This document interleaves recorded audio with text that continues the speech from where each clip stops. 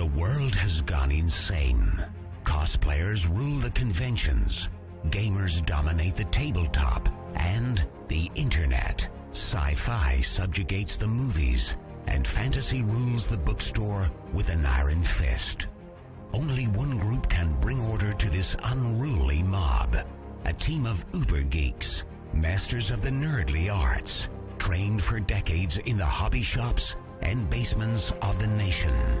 Mobilized by the secret masters, they are the Department of Nerdly Affairs. Hello, operatives, and welcome to the Department of Nerdly Affairs. I'm your host, Rob Patterson, here with my intrepid co-host, Don Chisholm. Enough said. And tonight, we're going to battle crime and pull back the curtain on the forces of evil. Yes, you guessed it, we're going to talk superheroes again. But this time we're going to specifically talk about American superhero comics.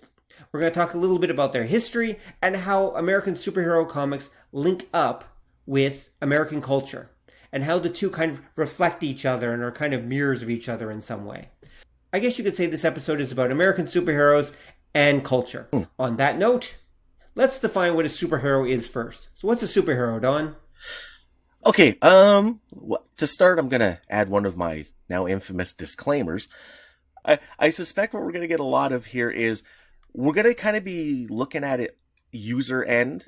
And what I mean by that is looking at the American superhero comics from like a reader's point of view more than, say, a producer or creator point of view. It's that all's going to come in because you can't have one without the other. Right. But yeah, we're going to be kind of looking at the content, why they do things they do. And again, like Rob said, specifically talking about comic books, because we kind of talked about superheroes in general through the superhero movies. And we've talked about we've talked about American comic books, which the superheroes are a big part of. I mean, as I recall, we kind of talked more about the other parts because you don't hear about that. In North America, even today, a lot of people think comic book equals superhero.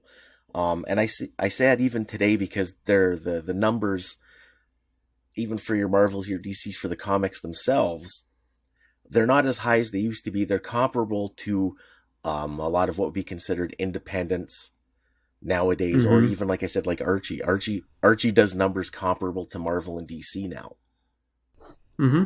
Not that that's difficult. Well, yeah.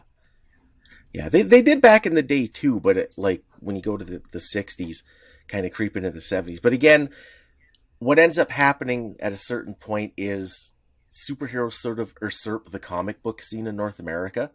And that's again why that's what we're going to be focusing on mostly on this show, is that specific genre. Right, definitely. We'll talk about why superheroes usurp the comic book genre in North America in just a little bit. But first, let's get back to my question that I asked, and you still haven't answered. What's a superhero, Don? I'm going to use the definition I've been using all along, and I know some people disagree. But a superhero proper, at its core, is about bigger than life action. And this is the idea. It's not that the superhero catches bank robbers and that's kind of the story. That's usually the build up to the story. Superheroes like catch trains that fall from the sky and beat giant space gods and fight mad scientists with an army of robots. Like that's what makes it a superhero rather than like straight up like action or that. That makes sense. Definitely. It doesn't necessarily then someone who wears a costume or has a mask? Yeah, not necessarily. A lot of people are going to probably disagree because I think, again, this is one of those topics you don't want to get too wrapped around the axle about the definition. It's kind of your start. Because the predecessor to the superhero was the pulp hero. Yep. And yeah, they're almost the same. And the pulp heroes would have costumes and they would have weird powers, but they tended to be toned down. And there was a certain kind of feel to them. There was a certain like earthiness or grittiness, right? That they had. Yeah. that early superheroes had two, but that kind of comes later. Not much later, but later. I was going to say not too much later, because the early superheroes. Well, here, let's just get into it. Okay, so what would technically be the first costume hero is the Scarlett Pimpernel in 1903, which is about a British nobleman who basically dons a cape and mask to rescue stranded nobles during the French Revolution. It was not written during the period of the French Revolution. It was written around 1903 when it was first published, and they were basically pulp adventure novels. Mm-hmm. The first superhero most people are familiar with, if you want to call him a superhero, would actually be Zorro, which I believe was in 1919, who first premiered there. Again, Zorro, despite what you may have heard elsewhere, is not actually based on any real Spanish legend or anything. He was created pretty much for whole cloth for the cinema, and he's a product of the big screen. And again, we've got the masked nobleman who protects the weak and helps. Actually, the opposite of the Scarlett Pimpernel, because basically the Pimpernel was saving the one percenters from the mob, whereas Zorro is saving the mob from the one percenters. They're almost exact opposites to each other in a weird way. That's true. That's my one problem with the Pimpernel. He's a heroic figure who saves the rich people who've been oppressing the poor from their poor people who want to give them justice. Now, mind you, of course, it is the French Revolution, so there's not exactly justice, but there was the justice of Madame Guillotine. Well, there you go. Yeah, exactly. So we had that going on. Justice is still justice. It is a form of justice, absolutely. Who decides who's guilty? Just us. Thank you, folks. Thank you. I'll be here all night. But anyway, so we had him. Technically, apparently, there was actually another masked pulp hero in between called, believe it or not, the Gray Seal in 1914. Mm-hmm. But he's not very well known. And so just to kind of speed our way through the pulps a little bit, as the pulp era came about, and mostly starting in the, I believe, mid to late 1920s is when the pulp era starts. The great age of the pulps is basically the 1920s and the 1930s, at least in America anyway. And there are going to be some presumably masked characters in there, even though the Shadow doesn't come around until really 1930. Mm-hmm. I'm presuming there are some pre-Mystery Men characters as well that probably exist during that time. We'd have to have a true pulp master on, which we'll get one sooner or later to come on and talk about that. Well, we did do a pulp episode with Gregg Taylor, but I don't think we really covered that in a lot of detail in Gregg's episode. But I'd have to go back and check. It's been a long time. We did. It's good. Anybody who wants to know a lot of hard details about the pulp history, Gregg Taylor really did. He did flesh it out. I remember that because I learned a lot about that era from that interview. Right. Okay. And so the pulp era existed. Now, one thing I would say is a lot of the pulp heroes, at least the ones that would influence superheroes, I would say are basically not that superheroes have changed much, are definitely power fantasies. Like what we're seeing is the characters that are basically, they represent what the reader wishes they could go out and do. They're kind of like that Unchained id where you can go out and beat up the bad guys and kick ass, and in the pulp era, shoot ass, among other things. I mean, they were pretty good at gunning down people. Mm-hmm. I mean, there were a fair number of pulp detectives that were pretty loose with the whole handgun. That code versus killing thing would definitely not come around until like the 1950s or 60s. Yeah, because I think you're right that's the biggest aspect of the wish fulfillment is that, like you said, you could get away with stuff. If you were the hero, if you were the good guy, quote quote, then there were no ramifications for what you did. Which was kind of the point of the story. I mean, you're the audience, basically. Your hero is the audience, doing what they wish they could do. And so, of course, anything that would get in the way of that is not something the audience is going to like. Yeah. And I think it's that escalating wish fulfillment fantasy in a lot of ways that eventually leads to the full creation of the superhero. Yeah. Yeah, it definitely does. Because the superhero, as we know it, definitely comes out of the pulp tradition.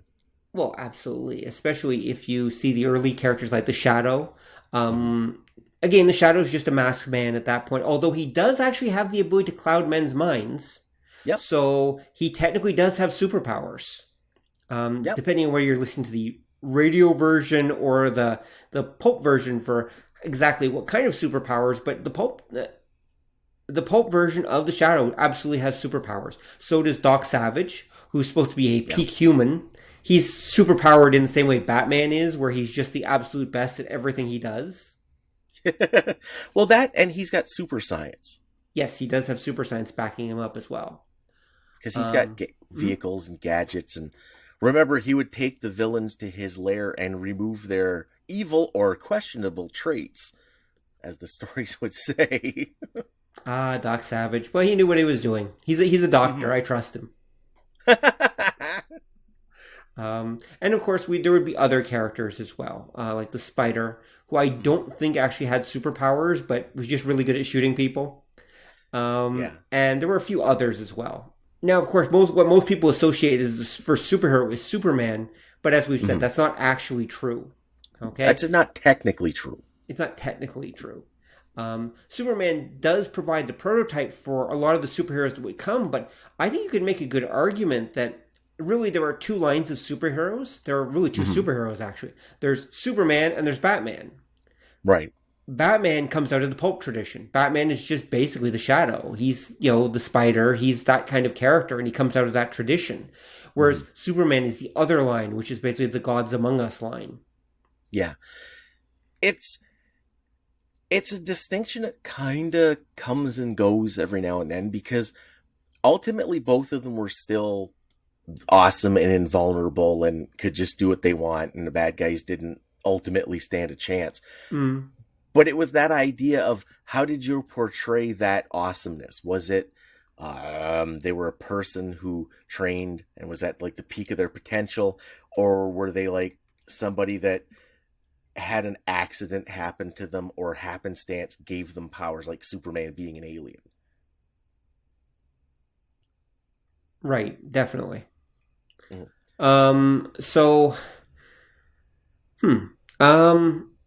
Anyway, so yes. So there are definitely two lines, basically, I would argue, that between the two. At least there's some difference, a slight difference. I trace Superman back more to the old Greek gods. Like, he's more to me as a representative of the Greek gods who, remember, came down and hung out with mortals. Characters like Hercules, for example, Thor, the redheaded one, not the blonde one that we see in Marvel Comics. The original Thor has red hair. And other characters like that, the gods who walked among men. That's Superman. And if you think about it, he comes from another world, a more advanced world than ours. How different is that from coming down from Mount Olympus? It's true, but you also have to remember, when Superman first appears, he's just a really strong guy. Like, that idea of the weird Kryptonian science and that came later. A lot of his powers come later. Like, in the original story, he's just like a big, strong, physically tough, obnoxious thug, really, in the original. And but that again goes back to what we were just talking about, how the pulp heroes and the pulp heroes and the characters of that era, including Superman, are pure wish fulfillment characters. They're about characters using their power to basically beat around other people. And so as an end result, they're mostly jerks. Like, almost all of them are real jerks. They're real, like, they're not nice people. Not at all. Right. They represent some of the worst side of the human id. For the most part, they're bullies. Even the Superman radio show, when he appears, he's a bully. Like, Clark Kent is okay, but Superman himself is a real jerk. Go listen to them. I'll put links in the show notes. And the Shadow, the Shadow's is a tiny bit different, at least in the radio program, where he's basically he basically lets the bad guys do evil stuff, and then he basically inflicts justice upon them for the most part. Yeah. Doc Savage is a little more proactive. Same with the Spider, but in either case, they're not nice people. None of these guys are nice people. In the Shadow is technically letting people get like horribly maimed and murdered just so we can find out who the real bad guy is and eventually and bring justice. It's like, well, if I have to break a few eggs to take down the main bad guy, no problem. He's totally okay with that, with the innocence paying. So yeah, and remember too, he's creepy. He's portrayed as something of a villain. Yeah, exactly. Like he adopts it. You don't see him. He shows up. He's got a creepy laugh. He like threatens like the bad guys, and yeah, he tortures them. He messes with their heads. As I recall, that idea of who knows what evil lurks in the hearts of men. He can like read your mind in certain versions. Definitely in the radio drama version, he definitely can. I think he can in the Pulp version too. Although in the Pulp version, he's a little more proactive. Like in the radio version, he basically usually just tricks the bad guys into killing each other for the most part, because he's just kind of lurking around invisible. And he's like, "Hey, I'm over here!" Bang, bang, bang. "Oh, I guess you shot your buddy." And then he's like, "Hey, I'm over here!" Bam, bam, bam. "Oh, look, your other buddy's gone too." And that's literally how it runs. If you actually listen to the old Shadow plays, I'll play. At least Superman would just come right up to you and beat the crap out of you. The Shadow basically gets you to kill all your friends first, and then eventually, he basically chases you over a cliff or something like that. That's what the Shadow does. Or he shoots you because he carried two handguns. Not in the radio play. In the radio play, to make it more sanitized. In fact, actually, there's great arguments over whether the Shadow in the radio play and the Shadow in the Pulp magazines is actually the same person. In fact, I think that even came up during our interview with Gregg. So if you want more detail about it, go back and check that. But I remember right, there's actually, even in the strips, they argue about whether they're the same person because they act very different from each other. Yeah, because you've kind of hit on two of the big factors that affect heroes and actually do affect your earliest superhero comics. And that was, number one, the audience was a general audience, meaning it wasn't specifically kid stuff. It was kids, adults, usually more more of that like middle ground, like say late teenagers, early 20s. And that's why you had these weird wish fulfillment of like gunning down bad guys and that, because they've always sold this idea that our streets are crime ridden and there's gangs everywhere waiting to like rape your dog and burn down your grandmother because it sells papers. We've talked about that in a few shows.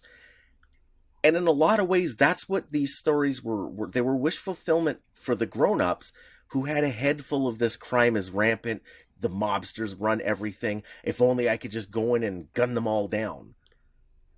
Well, if I recall right, I think crime really was rampant for them back at that time. Like, so saith the crime dog. So saith the crime dog, exactly. Crime, if I recall right, and there are a number of factors for this, but social instability, leaded gasoline is a big one. Poverty, etc. If I recall right, crime. If you look at crime rates in America in the 20th century, it's basically a giant line that starts off way high on if it's a graph, going across by decade, it starts way high on the left side, and then as it goes to the right, it basically goes down at a slow rate, and then when they introduce unleaded gasoline and abortion, it basically plummets shortly after that. Yeah, well, there's the 50s are when you really start, because after the war, you're right, they did a bunch of different things that they found. Yeah, the lead and the gas actually taking that out made kids less stupid. If you've read Freakonomics, there's the Roe versus Wade argument that these kids that people would not have wanted weren't happening. And there was also, you had the huge post-war economic boom that people could find a decent paying job. And more importantly, people felt like they were part of the system. They felt they had a chance, so they played along. Yes, but even during that period, the crime was still much higher than it is now. It was, but it was a lot lower than it was at the beginning of the century. It was. That's true. But during the 20s and 30s, especially during the 30s, crime was really bad. Like, things were actually really, really bad out there. So the pulp heroes do represent that. Yep. And again, it's that idea. It represents more, I don't want to say grown up, but like the thing, like older person concerns. Exactly. And I think this is one of the reasons why we talked about when they introduced Superman, they had to back it up with there's little scientific facts showing that no, like an ant can lift 1,000,000 times its own weight. So a guy probably could too. Totally. And I think it was part of, it was part of this idea that they were leery about introducing the fantastic because they felt that their audience was a little older and a little more grounded and wouldn't necessarily accept this kind of thing. That makes sense. Well, again, they've done that pretty much in every decade, though. I mean, that's almost a standard superheroism, where every decade there's always an attempt to slip in a little pseudoscience to explain superhero powers and such. Yeah, there is, but it works differently. And that's why I say at this point, at the beginning, coming out of the pulps into the heroes, it's the audience, because a lot of how a superhero comic book is done depends on who the people doing it think the audience is. Right. And that's why, like, at this time, you can see this is one of the reasons why they're darker. There is like more violence, more consequence to like your superhero books, because it was sort of universal. And again, they were thinking their audience a little older. Right. That makes sense. Yeah. The other thing too at this time that you hit upon talking about the Shadow especially, nobody gave a shit about continuity. Well, yes, continuity was one of those things that just kind of got in the way. I mean, after all, it wasn't expected that people were going to be able to afford or buy every issue of the Shadow magazine or whatever. So you just basically, you had to write for an audience that you presumed had never read this before in every issue. Yep. And so it goes back again to, as you just said, that's how comics are written and will be written for decades and decades to come. They will always be written with the assumption that the audience can't access any back issues. They can't access anything before, so you have to just kind of work with what's there. Yeah, and that's in the 30s when you're just starting to go into comics in general, really. They're just starting to take off. But superheroes in particular, those are things that are going to stick with the genre for a long time. Yeah, you could argue that superhero comics, even today, are largely still written like they were back then. Yep, because they're largely put together the same way that they were. Like the when you get to the 50s and the 60s, you'll see that's where what we think of as a superhero comic book happens. Pretty much, yeah. Okay, so let's see. I think we've covered that the superhero comics, are again a product of their environment, and so just as the pulps were, the pulp heroes were, and so now superheroes are as well as we enter the 40s. And of course, in the 40s, we've also got World War II happening, which so a lot of the guys are sent overseas. So a lot of the comics end up turning into basically propaganda rags for the most part. Oh, yeah. I mean, rah-rah patriotism. This is where Captain America comes from, for example. Wonder Woman is born out of this era as well. Because, again, she's meant to be a patriotic character. Wonder Woman, if I remember right, in her early adventures are pretty much all against Nazis. She's basically just a Nazi fighter. Yeah, there's a bunch. She fights Nazis. She fights a lot of, like, weird surrogates for the old, like, Greek gods and that. Yes, well, because they're connected with her origin. But if I remember right, I think that there's a character called Captain Nazi or something that's actually one of her villains. Yeah, I think there is. I think he was a wonder. Yeah, in a rare showing of artistic brilliance. He's a Nazi and he's in charge, so he's probably a captain or something. Let's Captain Nazi. That's great, dude. Print it. All right, so there we go. He has twice the power level of Lieutenant Nazi. Like okay, that's. But not quite as much as Major Nazi. Or General Nazi. Over the comics. Yeah, and this was the thing, too, because what ends up happening with the superheroes, as you get into the 40s, the genre is established, and this is where you kind of start seeing the weirdness brewing up. Superman is the prototype superhero. Not necessarily the first, but he's the one they all ripped off. He's an alien. He's got powers far beyond those of mortal men. Mm-hmm. So other people start loosening up and they think, well, we can do guys that have weird powers and abilities too. And you come up with all these strange characters.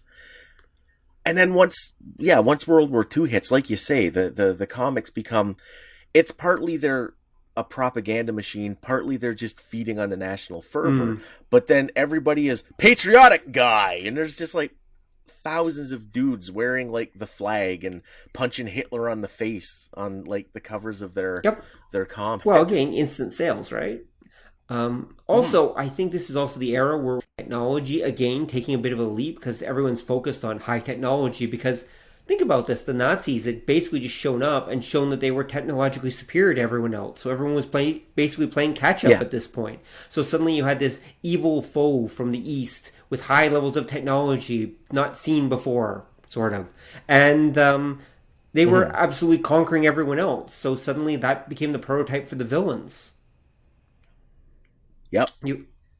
And you tend to see that a lot, that the bad guys are mad scientists during this exactly, time. because it became all about science, as it would stay for at least probably about the next 20 years or so.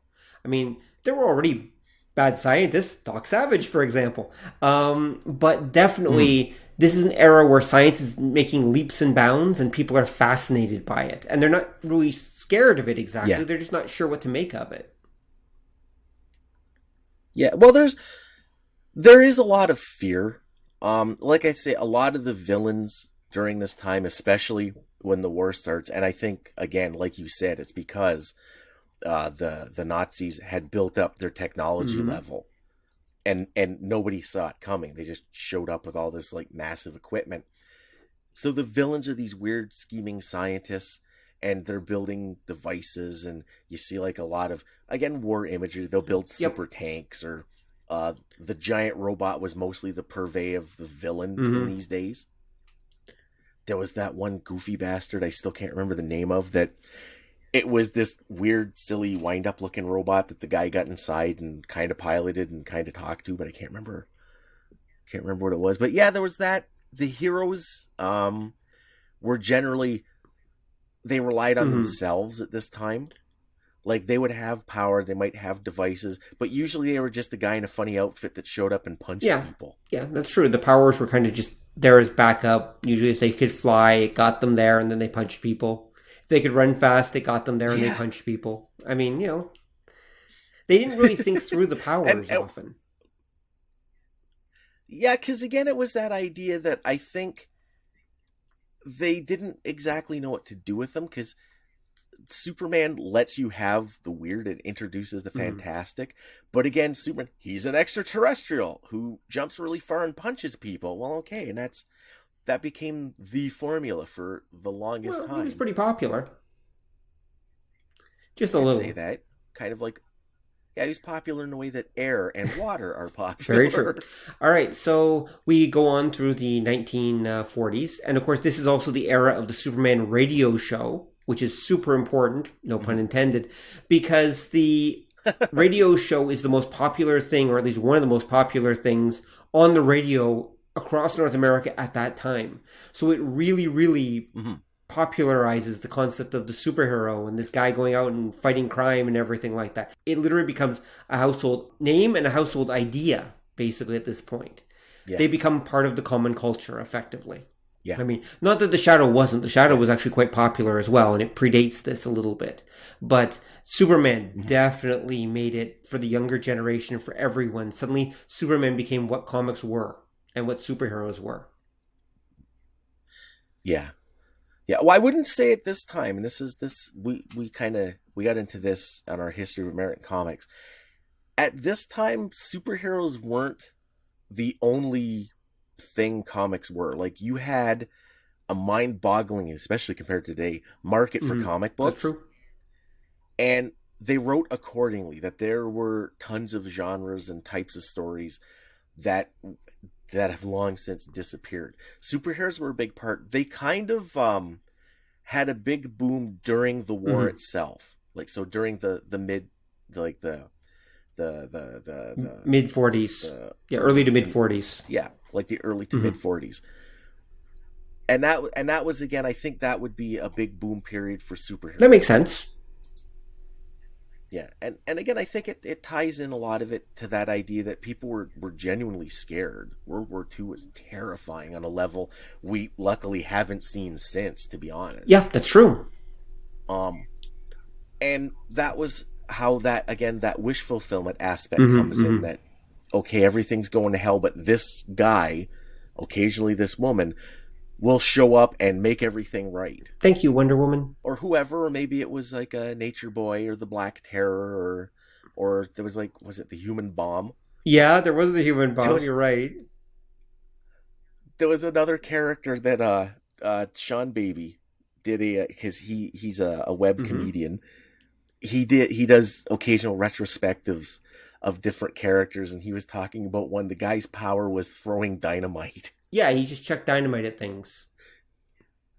Yeah, and he does it to this crazy degree. They're robbing the bank. Boom! Solved. And that was his ability. He just always had dynamite on him. You'd never see it. I don't know where he kept it. Yeah, so that was, and then you got the other end of the spectrum would be guys like what was it, the Crimson Bee? Yep. He punched you, but in his belt buckle he had a specially trained bee. Really? Okay, I'm not familiar with this dude. Okay.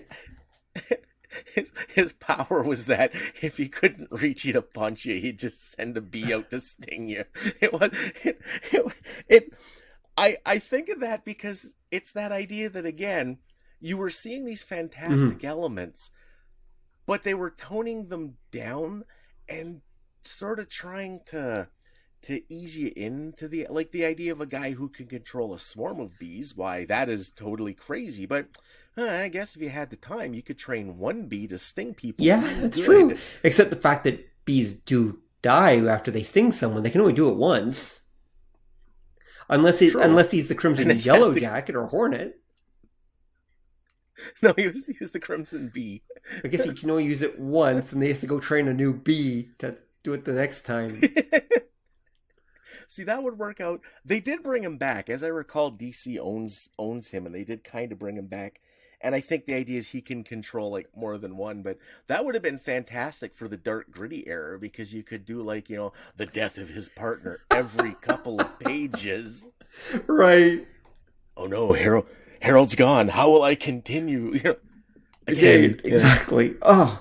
Anyway, we better get moving on. Speaking of that, so the 1940s happen, and yeah, as you said, there's a huge variety of comic books. Superheroes are leading the charge, but there definitely are other kinds. And in fact, there's these horror and crime comic books, which are super popular. In fact, may even be more popular than superhero comics at this point. And I'm sure would have actually continued to be popular, but we hit the beginning of the 1950s. Yeah, because what ends up happening is superheroes become irrevocably tied up with the war effort. And then when the war is over, the superheroes are done. They just, by the late 40s, most of them are gone. That's one of the reasons why up until, a decade or two ago, when everybody was buying the rights to everything old, nobody knew who, the Black Terror was, even though he was really popular. There's all these characters that sort of disappeared. And it was because, the superheroes were done. Like you say, horror took off. And going into the 50s, there were a few genres. Science fiction was starting to take off. Wow. And one of the weird ones, it's because it kind of comes out of the pulp, out of the superhero thing, is the Jungle Adventurer was just stupid popular at this time. Yeah, I don't know why. I guess it was just one of those weird little crazes that went through society at that point. Yeah, I think part of it, too, might have been this idea that when World War II happened, we had troops everywhere. And it kind of put people in mind of, world travel. And you would have, the jungle fighters. And the jungle was this weird, mysterious place still, because the West did some exploring back in the day, and then we kind of eased off going into the 1900s because it was about the Industrial Revolution, and that was more an at-home thing. But this renewed that idea that there are still parts of the world that we don't understand. Well, definitely, yeah. And you had your uncle that had just come back from like fighting in the jungles of Asia or, Africa. And, it had stories to tell, right, about the weird stuff that went down in those places. In a weird way, I think it was a side effect of World War II and people actually being a tiny bit more worldly, or at least having access to people that were more worldly. Yep. And then the books themselves were very superhero, but more in the early days pulp sense. Because you had like the two characters that you had in all of these stories was the hero was either like the stereotypical great white hunter or like the jungle guy who had been like raised by animals. And they were so popular. There was, what was the one?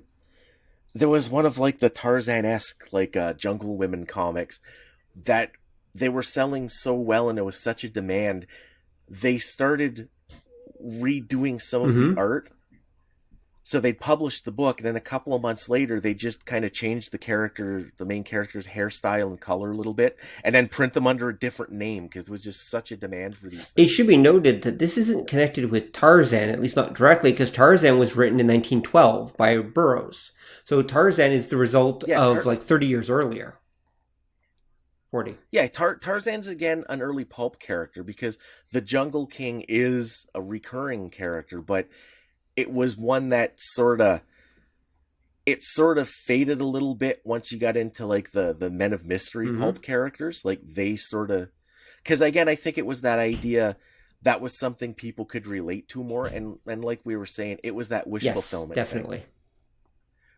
Yeah, nobody really dreamt about wrestling an elephant, but everybody wanted to punch the local crime boss. Yeah, that makes sense.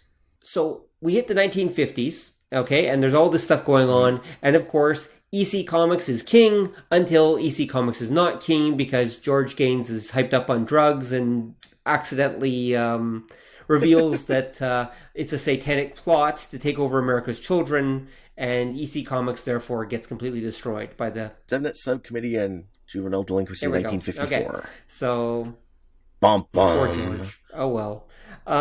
You can listen to our history of comics for more detail on that one. But suffice it to say, that pretty much kills crime comics. That pretty much definitely kills horror comics. And they're not coming back from the dead for a very long time.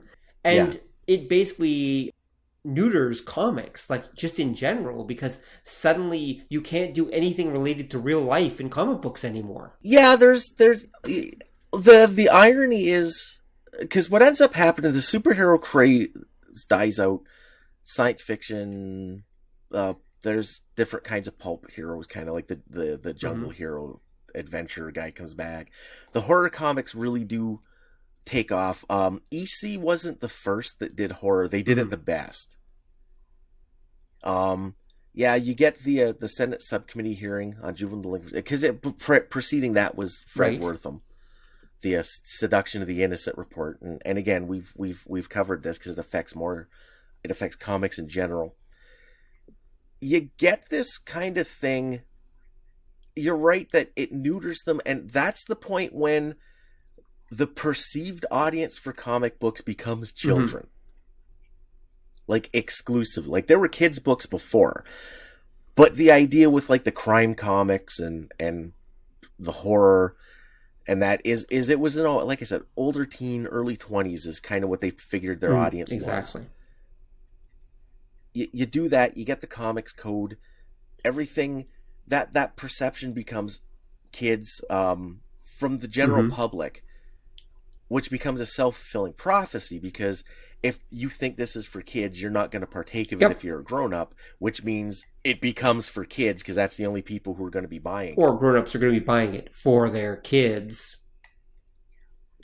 Yeah, but it's still going to be consumed by children, and that becomes like your target audience. And also, the 50s, of course, is the age of scientific wonder as well, and space stuff. Yep. So suddenly Batman has his own space cruiser, which he often goes off to the planet Mixelplick or whatever to defeat the aliens on and protect the Mixelplickians from the evil Centaurians or whatever. I mean, who are red and have one eye. You know, stuff like that. That happens on a daily basis in DC Comics during this period, or National Comics as they still are at this point, I believe. Yeah, well, because what ends up happening is superheroes are still dead. The main ones are still around. Like Superman still comes out; he's pretty popular. Batman still comes out. Wonder Woman still comes out. There's like a handful. Well, the Superman radio show continues until the early 1950s. I think it's 52. It ends. So they're still there. Might even be 54. They're still there. I mean, in part of pop culture in general. Also, around, I believe it's 56, but I have to double check. The Superman radio show ends and the Superman TV show begins. Yeah.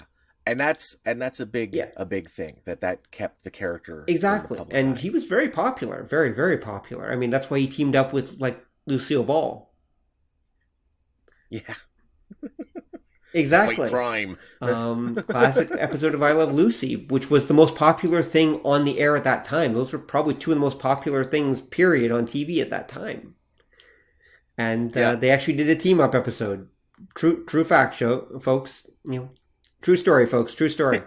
So yes, I mean, Superman never went away. I mean, he was popular. And by the way, the TV show was actually produced by the producers of the radio show. They literally just cast someone who didn't look like Bilbo Baggins as Superman and got the, I think it was even the same woman doing Lois Lane actually was the voice actress, I believe, actually ended up being the TV actress. I'm not 100% sure on that. And then they just kind of went with it. Yeah, I think and you're right. And it ran for about 5 or 6 years. Yeah. So, yeah, and go ahead. So I was going to say, Superman as a superhero never went away, at least not for a while, anyway. Yeah, well, he had the advantage too, and this is Batman as well. Superman's an alien, so you've got that science fiction-y twist, and that because this was the time when everybody's like seeing flying saucers and thinking about space exploration and what are we going to find out there. Well, we're going to find the remnants of Krypton, obviously. Watch out for the glowing rocks. And then this is where and this is where Batman becomes a gadget guy. Like the old like Batman stuff, he had like say vehicles and if I remember correctly, carried a broom-handled Mauser. Right, he did. Actually, 2. He has 2 guns at one point. That's true. And he's got some technology, but this is the era where you start seeing all the weird bat gadgets. And like you said, it's Batman Space Cop where he can hop in a Batjet and fly to the other end of the galaxy and stop crime there where everybody oddly enough speaks English for some reason. And then fly back in time to like punch out the Joker as he's trying to like poison the water in the city reservoir. And I think the guys that survived that era kind of did because you could sort of fudge them to that new formula. Because you also started to see another weird thing in the 50s for the superhero comics, that you had a new kind of superhero because they started doing, I guess you say science fiction characters that were coming out of the superhero That would mold. be Captain Comet, Adam Strange. Yeah. Oh, there's... Tommy Tomorrow, yes, one. Tommy Tomorrow. They brought a lot of them back at various points. They keep popping up. Adam Strange especially keeps popping up back up in DC reboots or whatever. And Captain Comet occasionally. There are a few others, but regardless. So, oh, there were tons. Like this is the ones we mentioned here, are just the ones that ended up becoming DC properties. But there were like 100 bajillion because. Most of them were like Buck Rogers ripoffs. Yeah, generally. There was some Flash Gordon ripoffs, but they would be like, you know, the member of like Space Command, and typically they had a special ability. So a lot of them would have like an ability or a gadget, and a lot of them came out of that kind of pulp military action hero tradition where all of the Space Command guys are awesome, but you know, Captain Tough Guy is particularly awesome, and that's why he's the star kind of thing. And they definitely were coming out of that kind of pulpy superhero mold, even to the point that some of them had weird costumes, although they weren't portrayed as weird costumes. Because again, we've talked about it before in the show. I think one of the tricks when it comes to superhero science fiction, what makes it superhero is if the technology is singular. Okay. And that's where a lot of these guys, they kind of straddle the line. So Tony Stark can build like 1 billion Iron Man suits, but they're still, for whatever reason, considered weird singular technology. Like, you can't just go to the store and buy one, and militaries don't typically have like a squad of them. Or if they do, they're a special secret commando squad. Because that technology, that's what makes it superhero tech, is it's singular. It's this one thing that one guy built, possibly only one guy can use.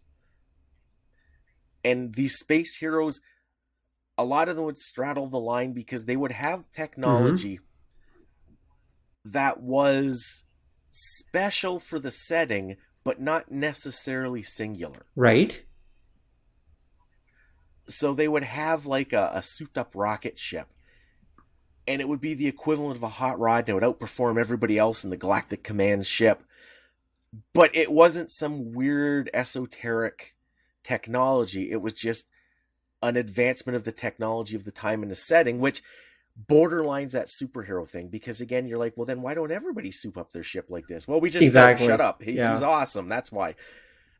And that's where I say a lot of these the 50s techno superheroes, they're kind of superheroes and kind of not. I'm saying that because right now somebody's probably pulling their hair out saying, Adam Strange isn't a superhero, he's an adventurer, blah. Technically true. Which is, and again, it's that idea that you're sort of seeing it edge along because you're kind of creeping up on something that's going to happen specifically with superheroes that comes from this tradition. But at the time in the 50s, it's kind of still its own thing, sort of. Yep.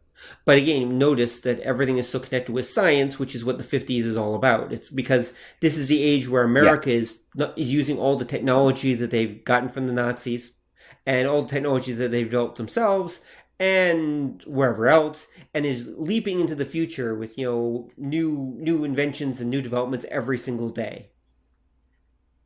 Yep.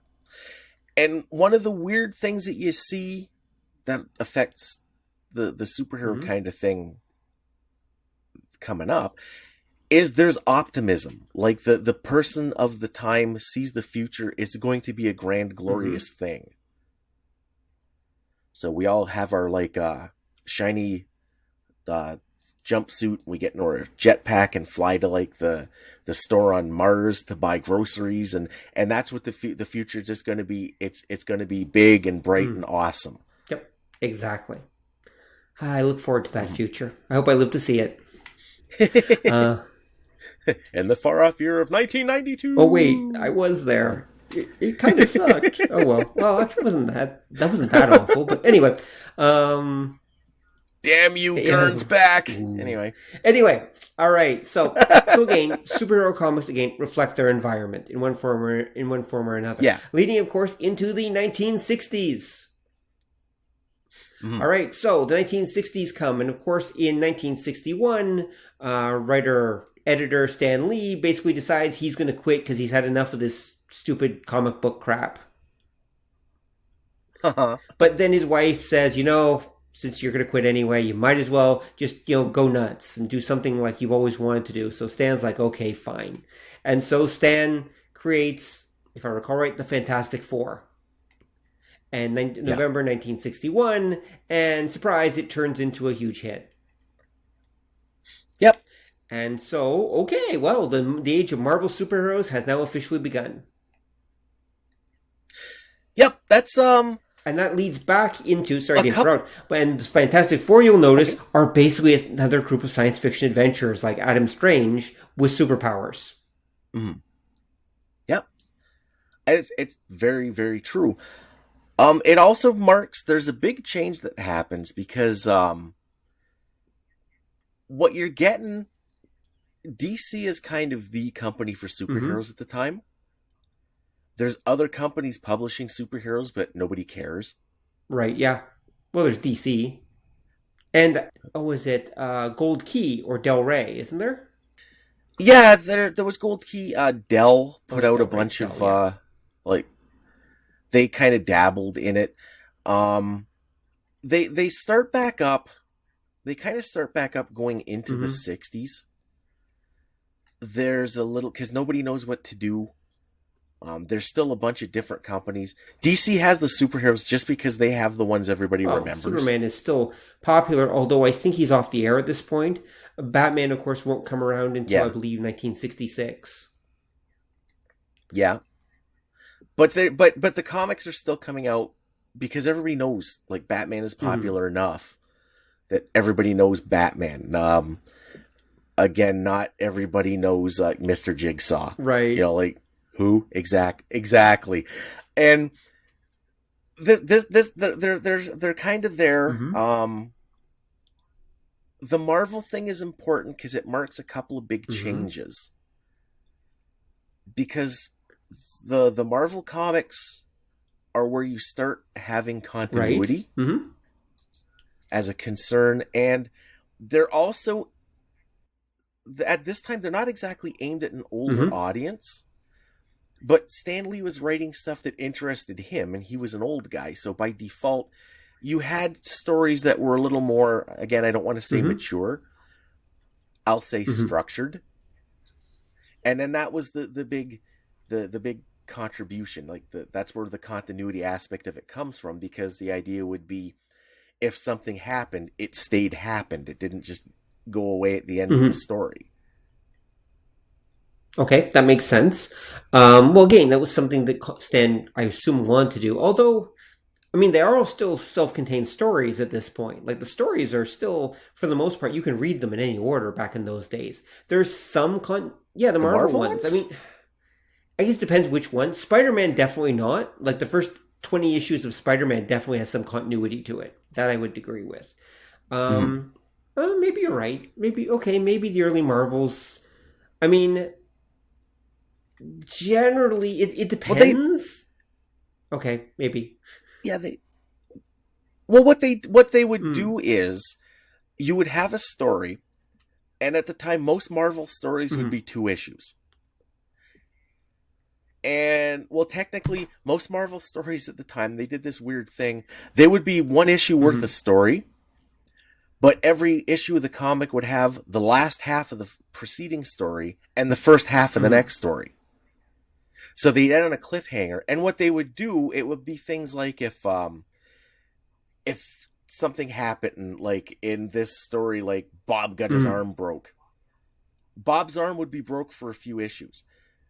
So those stories would essentially be self-contained, but a lot of times something that happened in that story would lead to the next story or the one after. They had this kind of weird habit. They would leapfrog.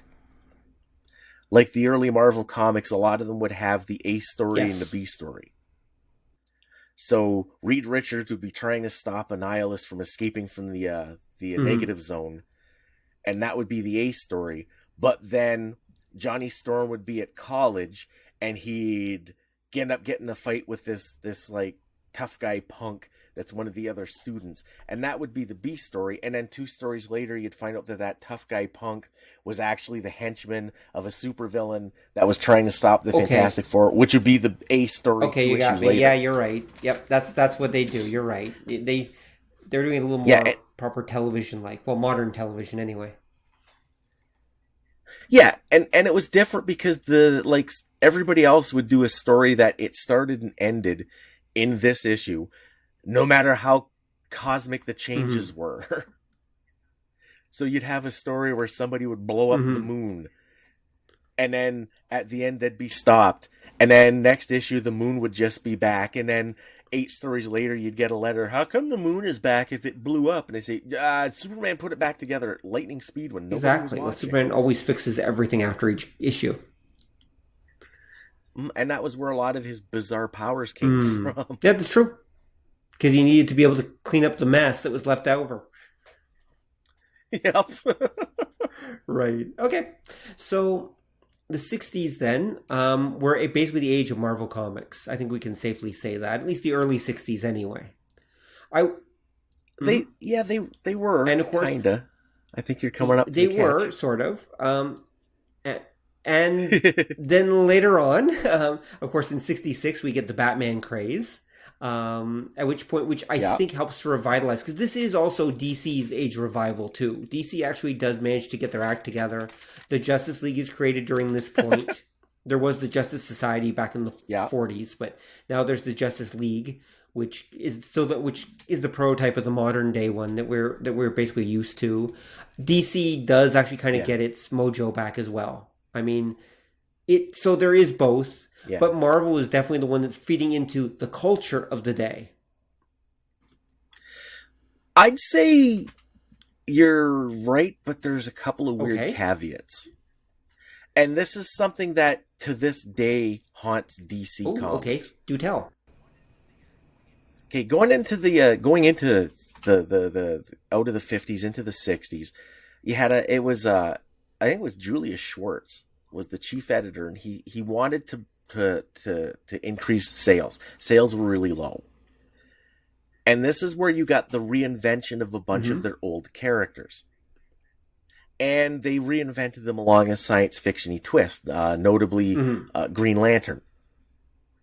Where Green Lantern was originally a guy who had a magic lantern and a big poofy red shirt. Yep. For some reason, he's the Green Lantern in his red shirt and yellow cape. But anyway, he was a magic hero. A lot of them were magic because mysticism in the pulp age was a big thing. Like when you got to this era, Green Lantern becomes a Lensman ripoff. He's got this like scientific ring that aliens gave him. And they did this to reinvigorate a bunch of their characters. They science fictioned them up because, again, like we were saying, science was a big thing. Like, and the future was hopeful and technology was going to take us there. When you get to like 66 and the Batman TV show comes out, that does something weird at DC because the Batman TV show is kind of a grown-up thing. Like, its origins are grown-up. With Hugh Hefner is essentially responsible for that TV show. Yeah, I know. We've talked about the story where that came from before, yeah. Yeah, anybody who hasn't heard our episode about that, and shame on you, Hefner had the 1940s Batman serial. He'd show up parties, and they'd basically Mystery Science Theater it. And the guys who ended up producing the show said, there's something here. And they decided to get the rights. They did the show. The reason it's kind of funny and campied up is because that was people laughing at the old movie serial. So they said, we want to do that. It's got this like hip, modern, like twist. It's got a lot of like guest appearances by people who mom and dad would know. Like Cesar Romero was more of a mom and dad thing. The kids would not know who this was. But the kids could watch it because it had bright colors and fight scenes, and the grown-ups could watch it because it had a lot of like weird innuendo and like stunt casting, and a lot of the villains in episodes were plays on like old things. That like the cowboy villain Shame is a direct parody of a super famous like old Western show movie. And it creates this weird dichotomy because Marvel's doing stories that I don't want to say it, but they're more grown up. They're more structured. They're more well thought out. There's more character to them. There's consequence. There's drama. Can I add something else? Also, during this period, Marvel is also setting their stuff ostensibly in the real world. Okay, whereas DC stuff is definitely not the real world. Like they're not even pretending it's not the real world. It's this other world. Whereas Marvel stuff, they're encountering real people. They're trying very hard to make it the world outside your door. Yeah, and I think again it's going back to that 1940s thing that it's something people can relate to better because they're using real world events and they're using like real world settings, and it just makes it more solid. Whereas the DC stuff, you've got this weird because of the Batman show, you've got this weird kind of older audience. It's basically the Marvel audience, But they're into this ironically, to use the modern iconography. And the comics are sort of aimed still at kids, because these were the characters that survived the Wortham years. They kiddied them up. They're still kind of kiddied up, but you get these weird things where DC is always trying to break into what you'd call the youth market, which would be the teenagers, the early 20s, the Marvel group. And they have a hell of a time doing it, and they do all these strange things, because again, part of the problem is that, like we said, in the early days, continuity wasn't a thing, and logic wasn't exactly a thing. So DC's got all these characters that are completely ungrounded. Not at all. Yeah, they're not at all grounded. Yeah. And the trend for the superhero comics is the Marvel thing, the heroes with problems, they called it, which DC's characters are really not equipped to do. Like, you can't have Batman like, how will I make rent today? You'll make it. You're wealthy. You're old money. It's not a problem. You had like Superman, who's almost a god. You had Wonder Woman. Yeah, but there's a catch, though. Like, I believe it was during the 60s where Wonder Woman goes through that phase where she gets stripped of all her powers and basically becomes a kung fu secret agent for a while there. Yeah, they all did that, and I think again that was because the Teen Titans, there was a big era where they did that pretty too. Much, they wouldn't use their powers because they didn't save this guy. And I think part of it is, again, because the super spy thing was taking off, the James Bond thing. Yeah, they were looking to ground their characters. They were looking to make them more relatable. So they were doing these like weird retcons of a lot of their stuff. Like they'd done just a few years earlier, science fictioning a lot of their old stuff up to try to tap in. And at this time, I don't think they ever quite broached the youth market like Marvel did. But there was a lot of weird, because this is the era where they would do stuff like, my two favorite examples of DC Comics from this era was Prez and Brother Power. You've mentioned them both before, yes. Because you can literally, oh hell yes, and they'll probably keep coming up, because they are literally, if you have a bunch of like middle-aged, like, you know, generic white guy business people in the 60s going, what do the kids want? What do the kids like? Those two books are what you end up with. Yeah, that's true. They really, really are. Because Brother Power, the first issue is presented, the splash page, as an expose into what really goes on in the world of the hippies. With, you know, magic self-aware dummies and weird going-to-guy-esque motorcycle gangs and a guy who thinks he's the reincarnation of Baron von Richthofen. Yep. And don't get me wrong, I thoroughly love both books because they're just so nuts and totally schizophrenic. And I think that marks the 60s era DC stuff. That it's crazy and schizophrenic because they're not exactly sure where to go with this. So, number one, they're giving the creative types a little more free hand than they normally would. Number two, they're sending down really weird edicts of what they want in their books, and you get some just absolutely magical things out of the mix.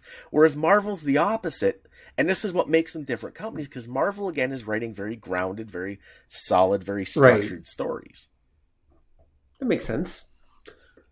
Although, wasn't it DC that actually did the first comic that basically ignored the code? No, that was Marvel. Because I remember there's that the issue where Green Arrow's sidekick Speedy is on drugs. I thought was the first one that actually popped the code. No, I'm sure the first one was the Spider-Man drug issue. Oh, okay. That one came out a year later. And again, I remember it like that because that's, again, that example that DC doesn't exactly know what to do. So they're kind of trying to do like Marvel type stuff. Right. And it's meeting with kind of mixed success because, again, you're kind of trying to reel up characters that were never intended to be realistic. Yes. Well, they definitely tried that. Yeah. Because what's happening at this time, too, Marvel and DC are both putting out non-superhero books. And they're still doing fairly well. Like, at this time, DC is doing romance comics, like, almost, like, into the 80s. Yes. And Marvel's doing war comics in the 60s and going into the 70s, most of which are reprints. Okay. Here we go. So the Spider-Man one, is in 1971. We're actually a little ahead of ourselves. May, July 1971, Amazing Spider-Man, number 96 to 98, ran without the code. And then, ironically enough, the... apparently it was actually code approved, though. Green Lantern, Green Arrow, number 85, September 1971, had the story about the heroin drug addict. Speedy. Yeah. So therefore, but apparently it was actually, it was actually code approved. But maybe because they knew that at that point it wasn't really enforceable anymore anyway. Yeah, the comics code never really was. It was more a marketing gimmick than any kind of code.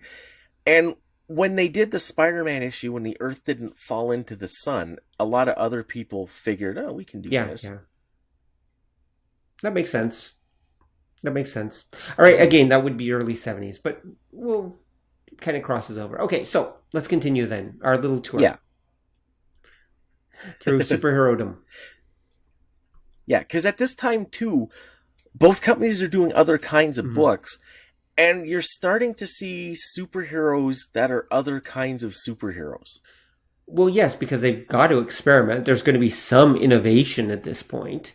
What are you thinking of in terms of the other kinds of superheroes? Well, what you had is DC was still doing a fair number of horror comics. And they were really bringing back like some of their mystic characters. Okay, yep. DC horror heroes, yep. Yeah, because Marvel, Doctor Strange did pretty well when it came out in the 60s. Probably because of the trippy Dicto artwork. Yeah, I can see that. And DC kind of followed suit. They brought some of their stuff. One of the weird things that happens a few years later with DC is they were doing like the old EC style horror comics where you'd have a host or a number of hosts, and then it would be an anthology book. When you get a few years later, they start making those anthology characters part of the DC continuity. Right. So that makes sense. So the House of Secrets becomes part of DC continuity. It's not just like the book where we used to publish horror stuff. Right, yeah. And I think part of that too is because at this time, for Marvel and DC, the superheroes are taking off. And you're seeing them rein in some of their other books. Like Marvel is still publishing like Westerns. But they're doing like Western superheroes after a point. So you get like Kid Colt. Yeah. Who straddles the line. But then you get like the original Ghost Rider, who is literally a masked cowboy superhero. Yeah. Yep, definitely. And don't forget over on DC's side, I guess this would be the 1970s, where you're going to get like the weird war stuff and everything as well. Which again, there's that DC still... By the time you get to like the 70s, Marvel is pretty much almost... You're either superheroes or we're reprinting like old comics. Right, yeah. DC is still kind of experimenting because when you get to that era, this is where you've got... Like, they tried to bring back the Western. DC had a bunch of characters that came out late 60s, early 70s that were Western. That's Jonah Hex. Cinnamon comes out of that era. Backlash comes out of that era. Right. And they're Westerns that are superheroed up a little bit, but they are still Westerns. Yes, definitely. Well, one can make a fair argument that how can I put this? The story type that they use in superhero comics, because they come out of the pulps, are the same ones they use in the Westerns right from the beginning anyway. Well, yeah, well, it's a story that goes back to like our earliest stories in a lot of cases. That idea of like the hero guy that comes in and heroes it up and then wanders away. Who was that mysterious stranger?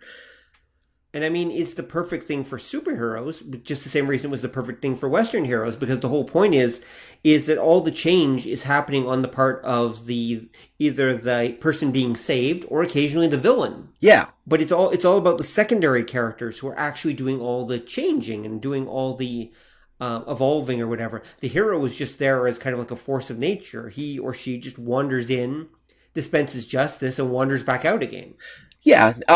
The only difference that I'd say why it's not quite superhero is that idea of singularity. Mm-hmm. That the characters in like these Western books and the horror books are a little weird, but it still kind of plays in. They're not displaying technology or abilities unique to just them. Okay, that's true. That's true. They tend to still be a peak version of their setting, but something within that setting. Right. Okay, that's fair enough. So that's like the Western, because DC had a few Western heroes. Mm-hmm. They had quite a few, but they were all still like doing things within that setting. Mm-hmm. I think, was this the time that the Marvel's original Ghost Rider was like an actual spirit? Or I think that came later when they did Johnny Blaze. That came later. That's Johnny Blaze. Yeah, because they retconned it to fit in DC. Because that's part of the Satanic Panic. It builds up to it, yeah. But it's that idea in the 60s. Marvel and DC have a lot of characters that they carried over from like some back to the Golden Age. Mm-hmm. And they're starting to retcon them into a singular continuity. Mm-hmm. Like that was one of the things that the Marvel era starts is, again, that idea of continuity. Right. That idea of one setting. Like you always had superhero team-ups. Mm-hmm. But it would just be like, Batman is chasing a crook and then all of a sudden Captain Comet shows up and then they have an adventure and then it just goes away and there's generally no real That's called The Brave and the Bold. Yeah, but even before then you would see stuff like that where like a hero would just wander into somebody else's comic, have an adventure and wander out with no explanation because nobody cared. Well, yeah, exactly. Nobody cared about such things. But yeah. So, ironically enough then, the 60s were basically a period of comic book revolution and reinvention, oddly enough, just like the youth culture and the culture itself at the time. Mm-hmm. And then the 70s become this, again, there's a shift because in the 70s we have the oil shocks. We start getting into a darker era in some ways. I mean, the economy takes kind of a little bit of a cratering, shall we say. Crime is up. Crime in New York is up. New York is kind of like not a nice place to live at this point, basically. Right. New York's kind of falling apart during the 1970s. Remember, the comic book companies are, for the most part, based in New York. Yeah. Okay, so they're reflecting what's outside their window in some ways. So as an end result, what you're getting is the darker, more street level heroes. That's where this comes from. Yeah.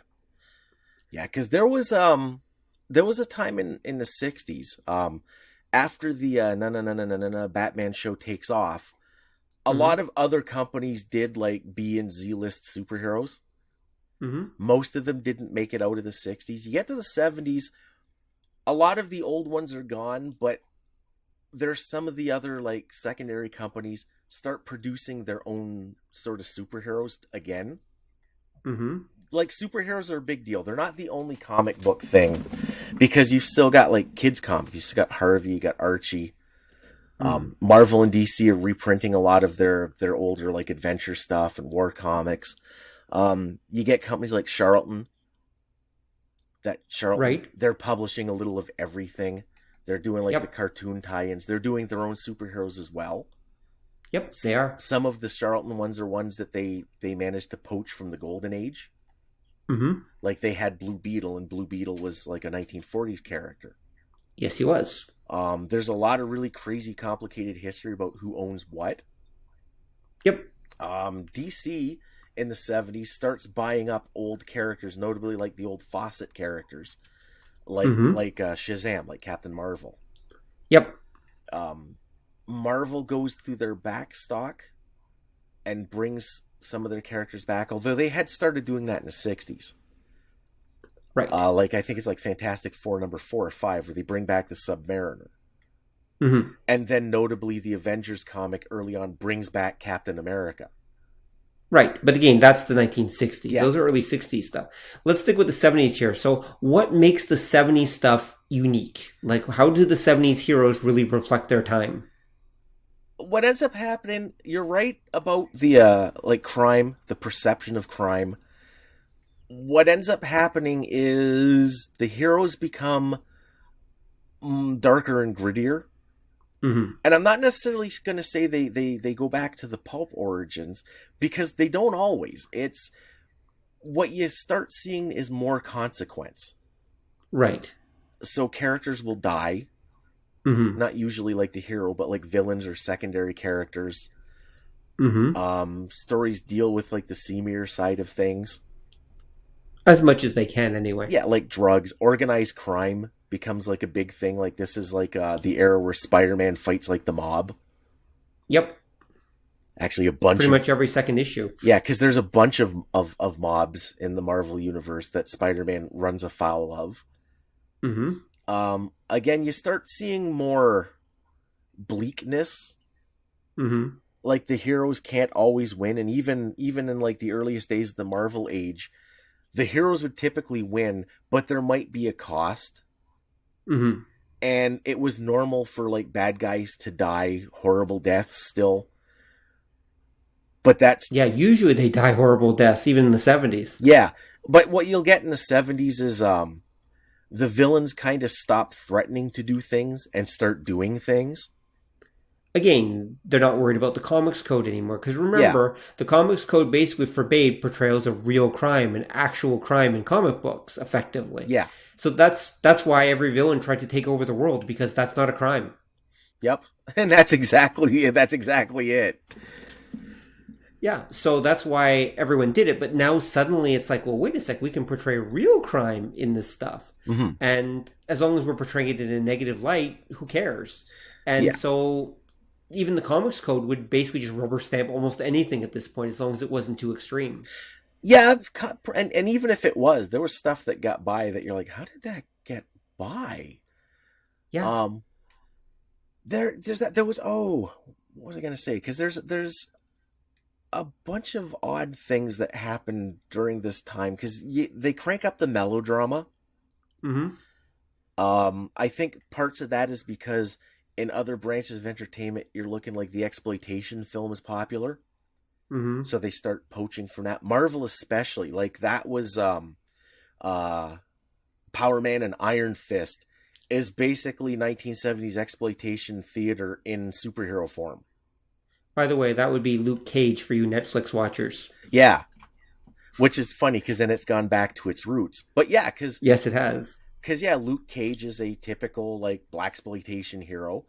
He's even got, like, his chains. He still wears his chains with those armbands and the headband in that day. Yeah, back in those days he does. Yeah. The Netflix show kind of skips that. Although there's a brief scene where he kind of wears something that looks like that, but as a joke. But, yeah. But that was kind of what that played into. And then Iron Fist was the 1970s chop socky kung fu hero. Yep. They were both basically blaxploitation heroes, because at that point, the kung fu flicks, especially among the black community, were huge. Yep. Oh, go ahead.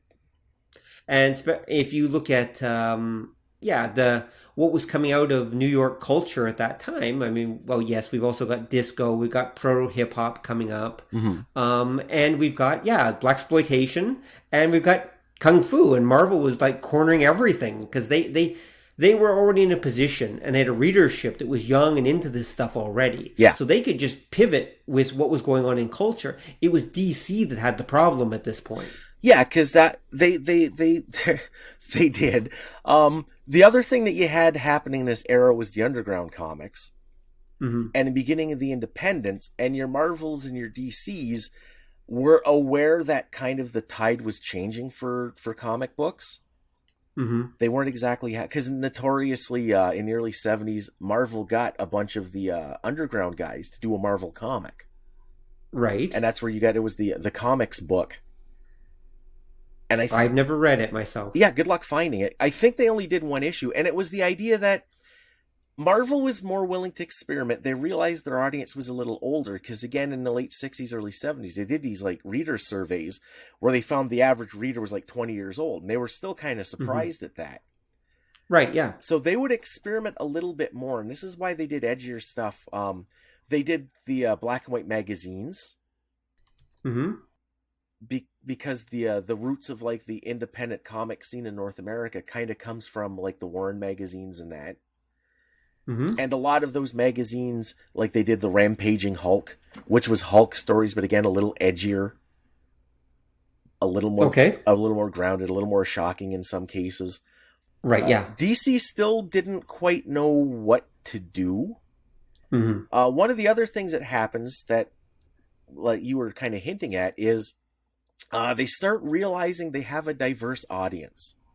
Mm-hmm.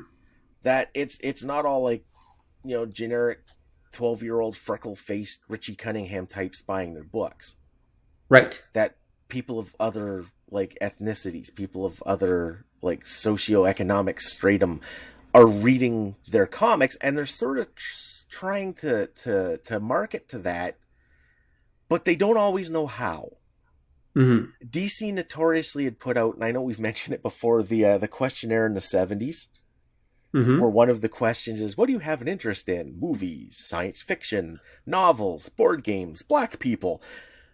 and it's a real thing. It was because, again, they knew that their audience was diversifying, which realistically it already was. They just didn't know that. Yeah. Because inertia, they never thought of this. They weren't sure what to do. You had things that happened, like this is, like you said, the depowered Wonder Woman phase, where she's like like a generic spy. Yep. And then a kung fu spy, by the way. Yeah. That's important. Kung fu spy. Yes, it is, with bell bottoms. Right. Because wasn't it they went back to the old version, because wasn't it Gloria Steinem that complained and said that no, that Wonder Woman has historically been this like female icon. Yeah. And to depower her like that, it just pisses us all off. Make her a superhero again. And that's why she goes back to that. Right. Which DC never thought. They said, one of our characters is a feminist icon? What the hell?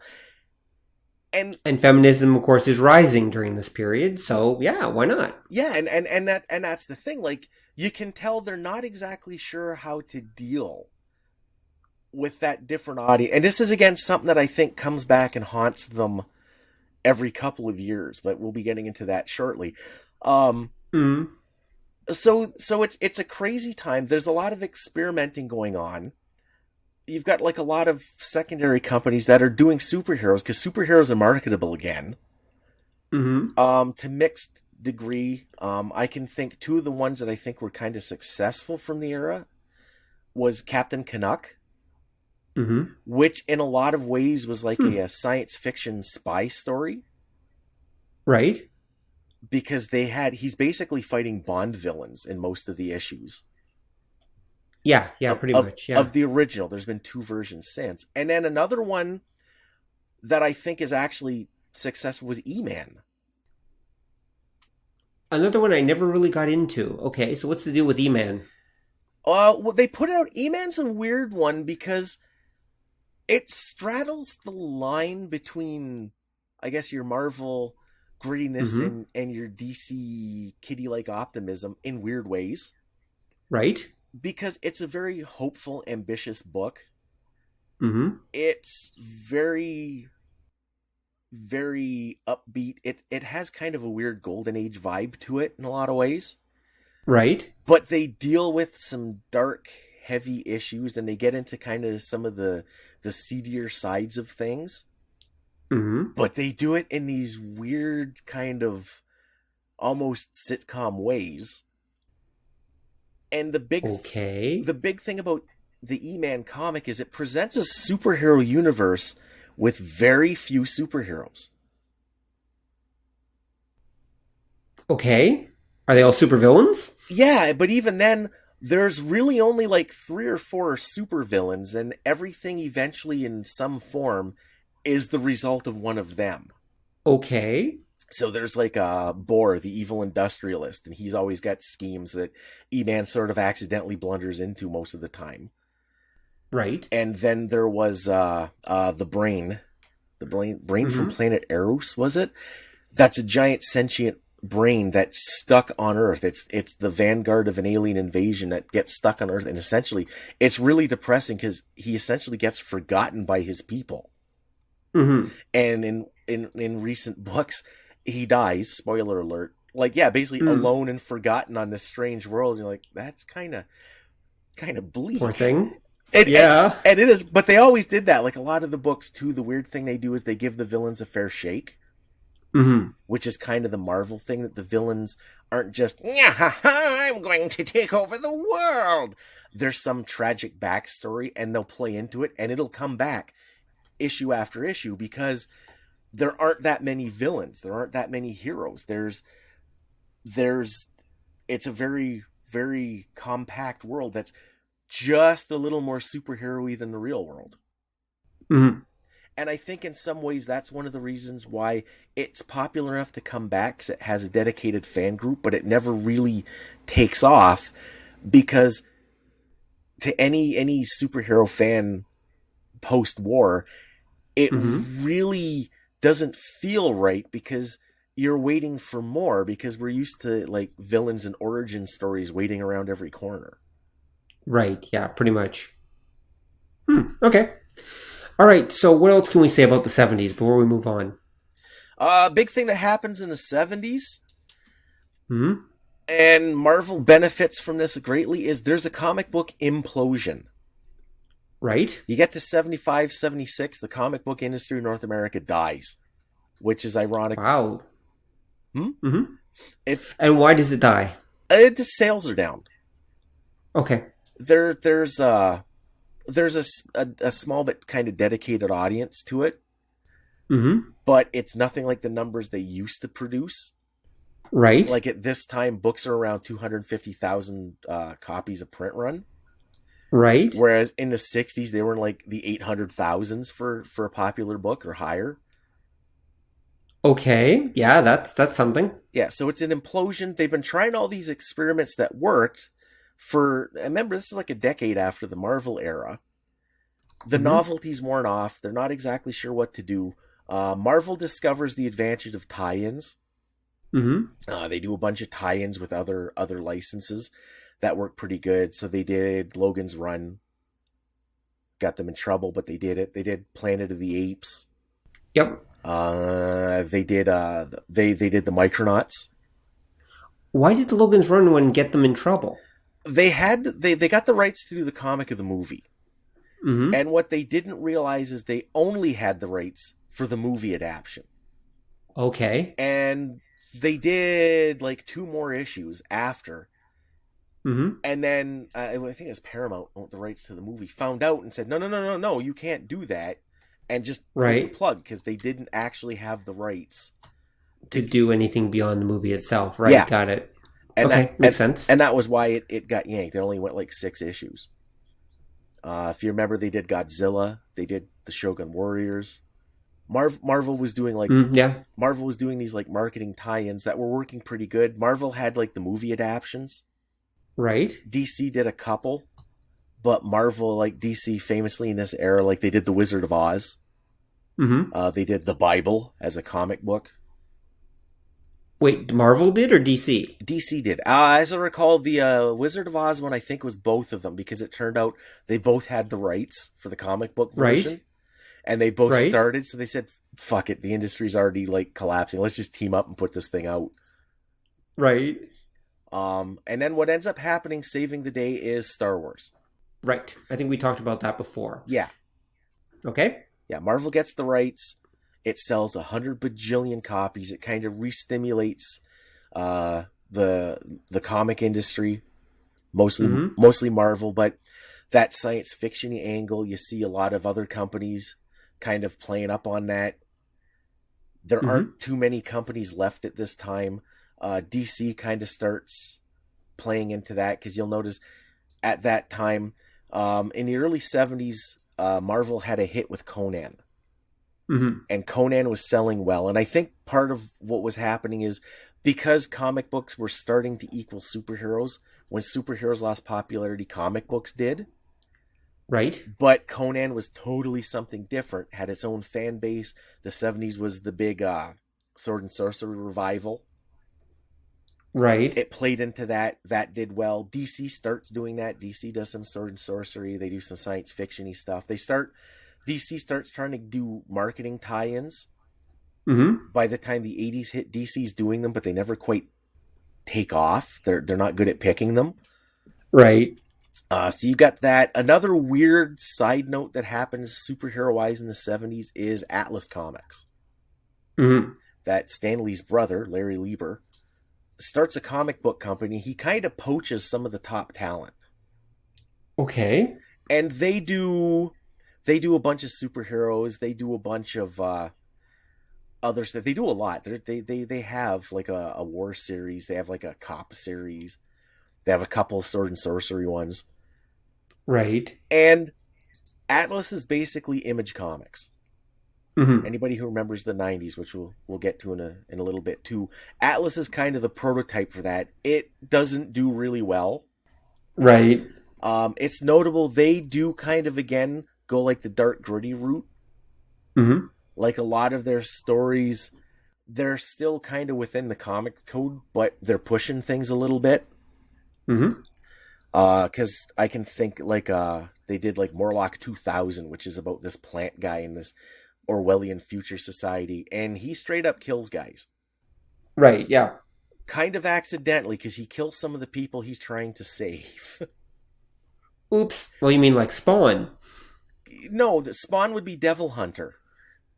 Oh, okay. That Atlas does a book called Devil Hunter, which is Spawn. It's the Spawn comic, essentially. Right, okay. A little more super spy-ish, but it's definitely that kind of idea. No, they did stuff like they did Iron Jaw, which is this sword and sorcery barbarian story. And in the in like the second issue, he tries to like rape his sister. Now, to his credit, he doesn't know it's his sister when he starts. Oh, okay. Well, that makes it totally okay then. Well, yeah, of course. And they have like there's like Tiger Man and the Spider are two of their superheroes, but they have like a definite like horror kind of twist to them. Right, yeah. And you can kind of see that again. It's that influence of like the undergrounds. Horror is popular in general culture. The exploitation films are popular. They're kind of trying to tap into that a little bit more. But it doesn't last. They've brought them back. The Atlas Comics characters came back a few years ago. Okay. But this was the first go around for it. It was in the 70s, and it's also the idea that you're looking at people who are thinking in terms of what we would call the independent comic industry. Like you're starting to see that kind of formula, this idea of looking for alternate distribution for your books and differing deals with like the creators and that. Right, yeah. Because that comes up for comics in general getting to the end of the 70s when you have the independent markets and the comic book market, like comic book shops. Right. And yeah, that will affect things. But okay, so let's move on then, because we're running long on time here. So let's move on to the 80s. Oh God, no. Anyway. No, I know, not the 80s. But okay, so the 80s come along. Of course, at the beginning, there's a little bit of a economic bump at the beginning of the 80s. But other than that, the 80s are kind of the era of excess. I mean, the 70s kind of, one could argue sucked. The 80s are flip that on its head. The 80s are suddenly the era of style over substance. They are the 80s are the period where the formulas are set. Star Wars is it there.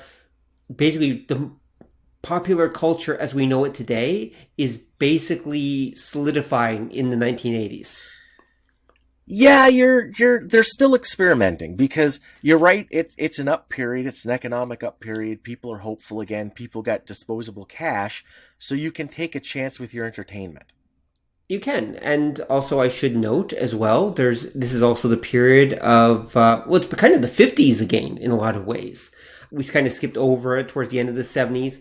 There was a movement towards mysticism, and that's where a lot of the magic heroes came from and the horror heroes came from. That would lean over into the 80s. Of course, at the beginning of the 80s, we'd have the Satanic Panic when suddenly that stuff is like running our children's minds. Ironically enough. And so horror comics kind of slowly kind of fade away at the beginning of the 80s because they don't want to be blamed for that stuff, so they quietly sneak out the back door. Actually, you're sort of right and sort of wrong. Oh, okay. Continue. When you get to the 80s, you get this concept of mainstream comics versus independent. Right. Mainstream in most people's minds being it's Marvel and DC.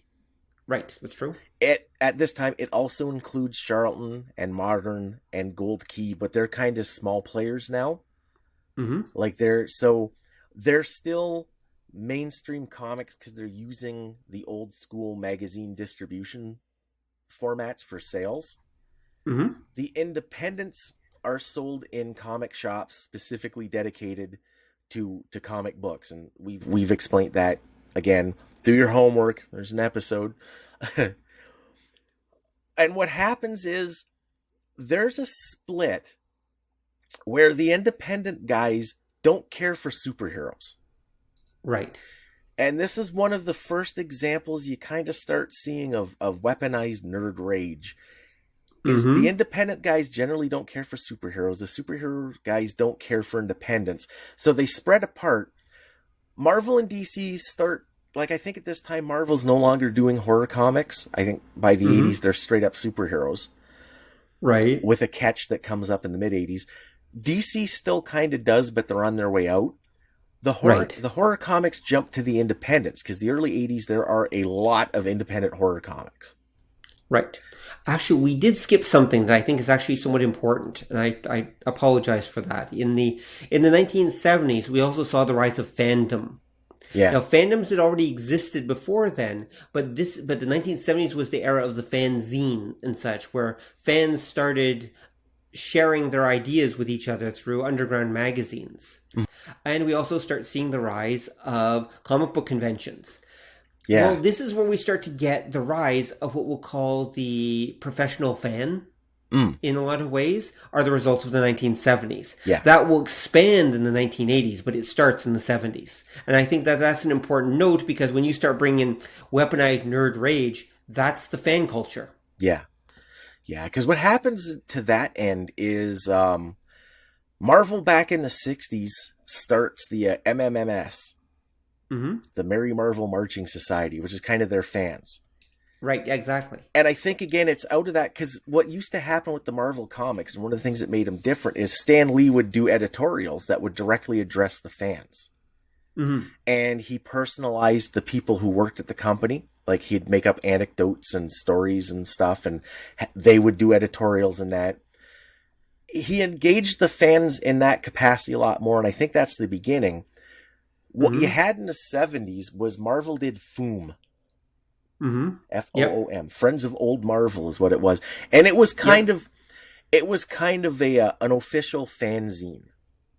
Like it followed the zine idea like you had, which was starting up at this time.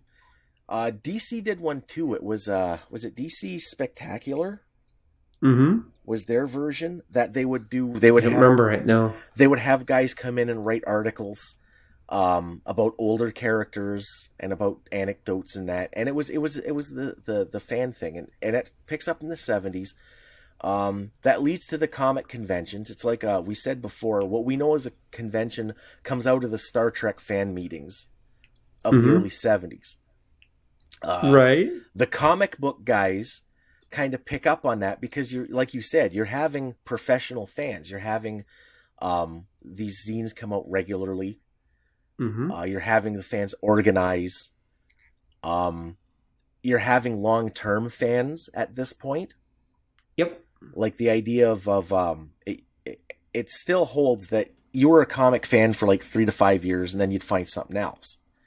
Right. But partly because of the Marvel thing, of them putting these continuing stories, you've got people that read them for much longer and are therefore more personally invested in them.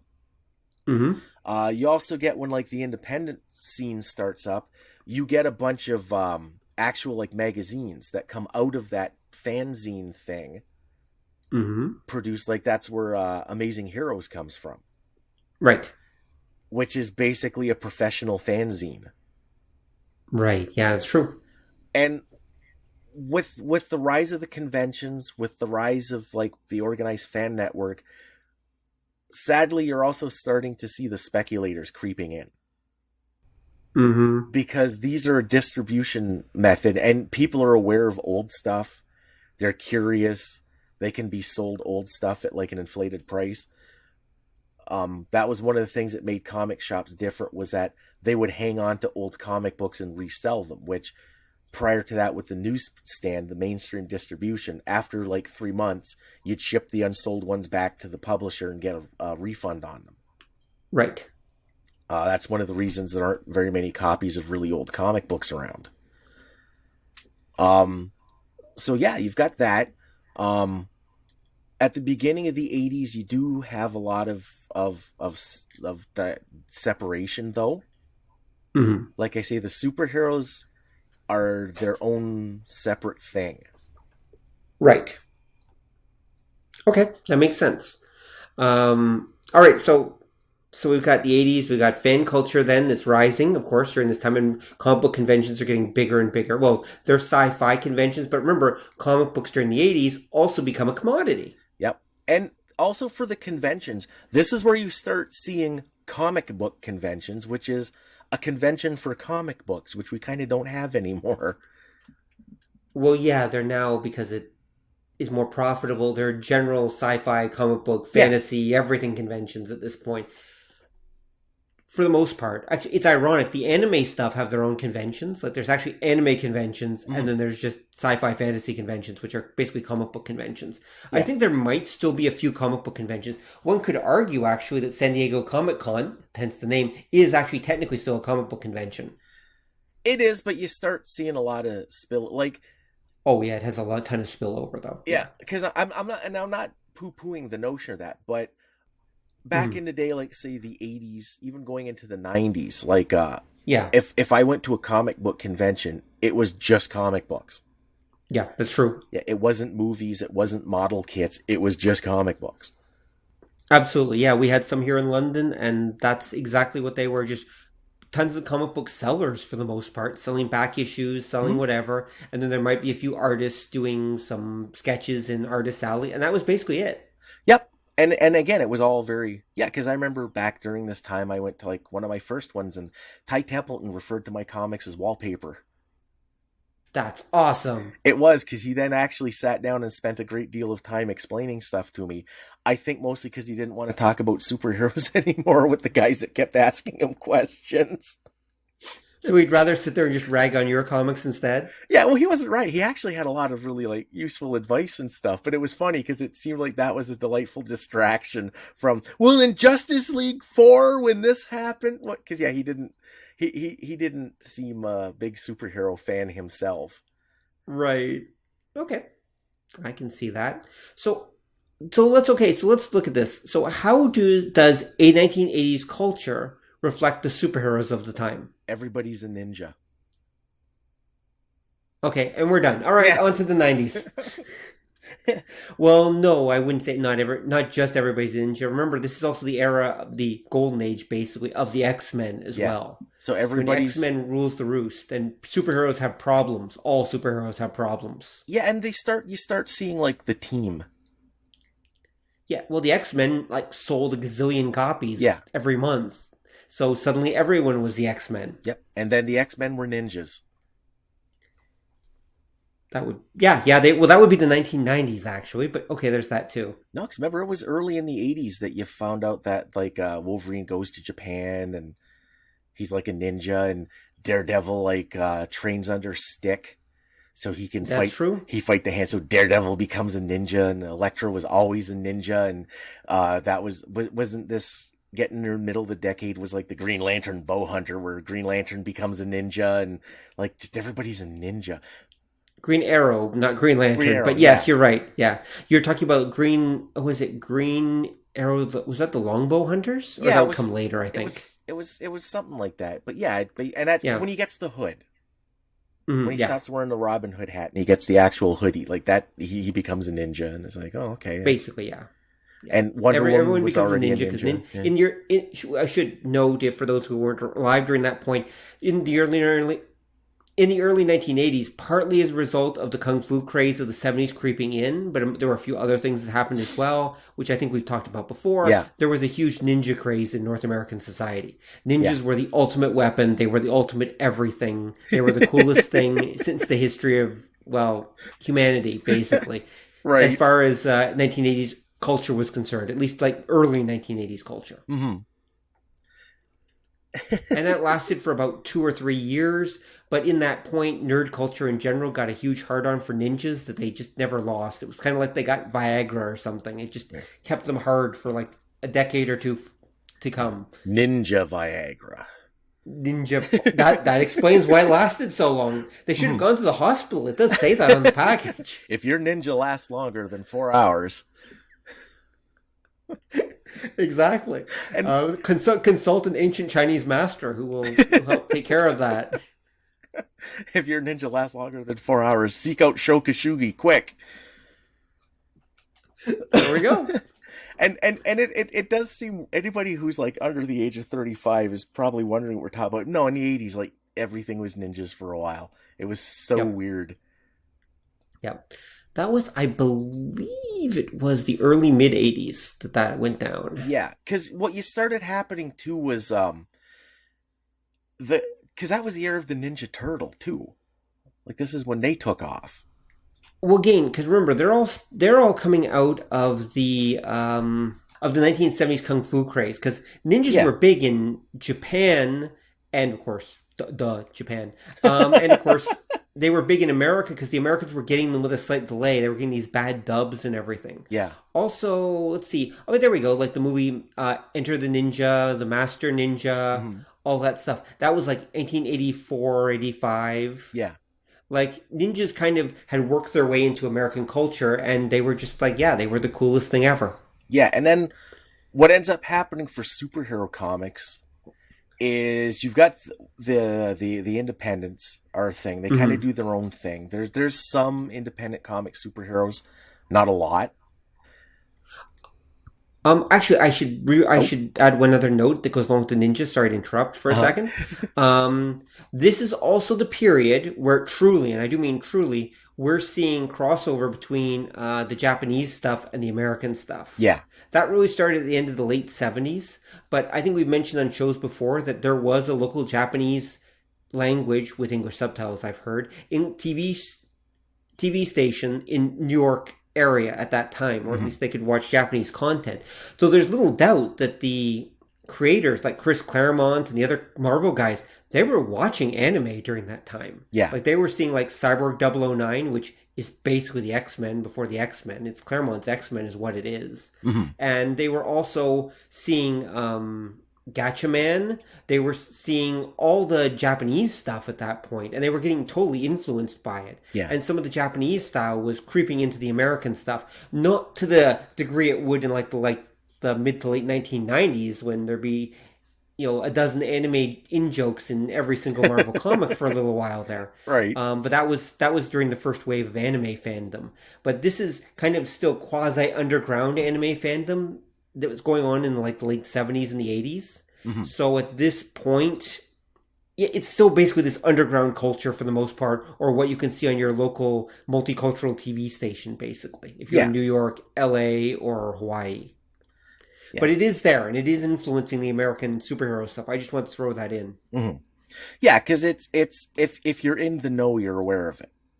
Yes, and then exactly. It trickles down. Like I say, when the Ninja Turtles hit for the independents, that was when you really kind of started seeing them going the superhero route, because everybody ripped off the Ninja Turtles because they made all the money. Yes, they did. And originally they were kind of a parody of Daredevil, because that was where the Shredder and the Foot Clan comes from. They're a parody of the Hand from Daredevil. Yep. Exactly. They were a total parody of the ninja culture of that. Well, sorry, they were a total parody of the ninja fandom of the time. Yeah. Definitely. And specifically Frank Miller's run on Daredevil, which was all ninja all the time. Yeah, it definitely, there was a touch of the ninja there. Just the touch of the ninja, the death feel touch of the ninja, Yeah. The smell of the ninja. There were the look of the ninja. There were lots of ninjas there. Let's put it that way. Oh my God, there so was. And then what you get out of that is everybody, the Ninja Turtles make all the money. Everybody thinks I can publish a self-published black and white comic book, and that way, a ton of money. Yeah, and everybody does, and it collapses the independent comic industry. At roughly the same time, what happens with the mainstream is this is when DC puts out The Watchmen and The Dark Knight Returns. Mm-hmm.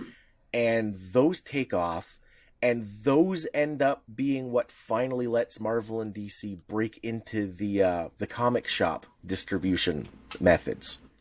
Right. And in fact, I would argue that you can divide DC in some ways into pre-Dark Knight Returns, post-Dark Knight Returns. Oh yeah, definitely, because The Dark Knight Returns is such a hit that it destroys superheroes.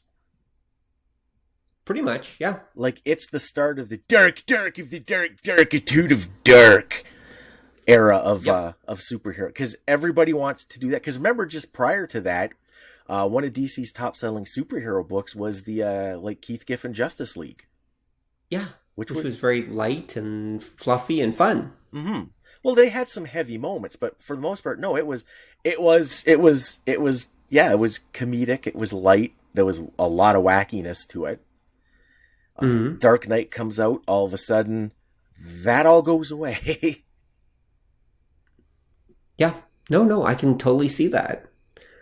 And yeah, it's sad in some ways. I mean, it's both good and bad. I mean, yes, it did take superhero comics in a new direction, which is absolutely true. Mm-hmm. And I mean, they were trying, as a result, they tried different things. I mean, take a look, for example, Marvel tried its new universe at this point, which was definitely a new thing for superheroes. They were literally trying to create a new superhero universe and take a more realistic approach. And they were just they weren't just trying to reboot the Marvel universe. They actually tried to do something really honestly different with it.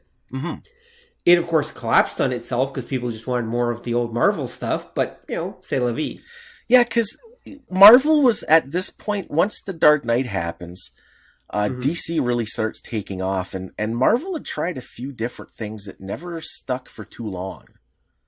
Because prior to this era, remember, Marvel did Star Comics. Yes, yeah, they did. And that was their kids' comics line, and it did okay. It became like their big toy tie-in thing. Mm-hmm. And most of it didn't last. It didn't last too long. It was the mainstream tie-ins like the Transformers and G.I. Joe that really had staying power. Right, yeah, exactly. Because that was the same thing around that time too. DC tried it because they got a whole pile of like licensing tie-ins that never made it past a few issues. That was... DC had their own name for that line, but I don't remember what it was. For the like toy tie-ins? Yes. Did they? Because they did a bunch.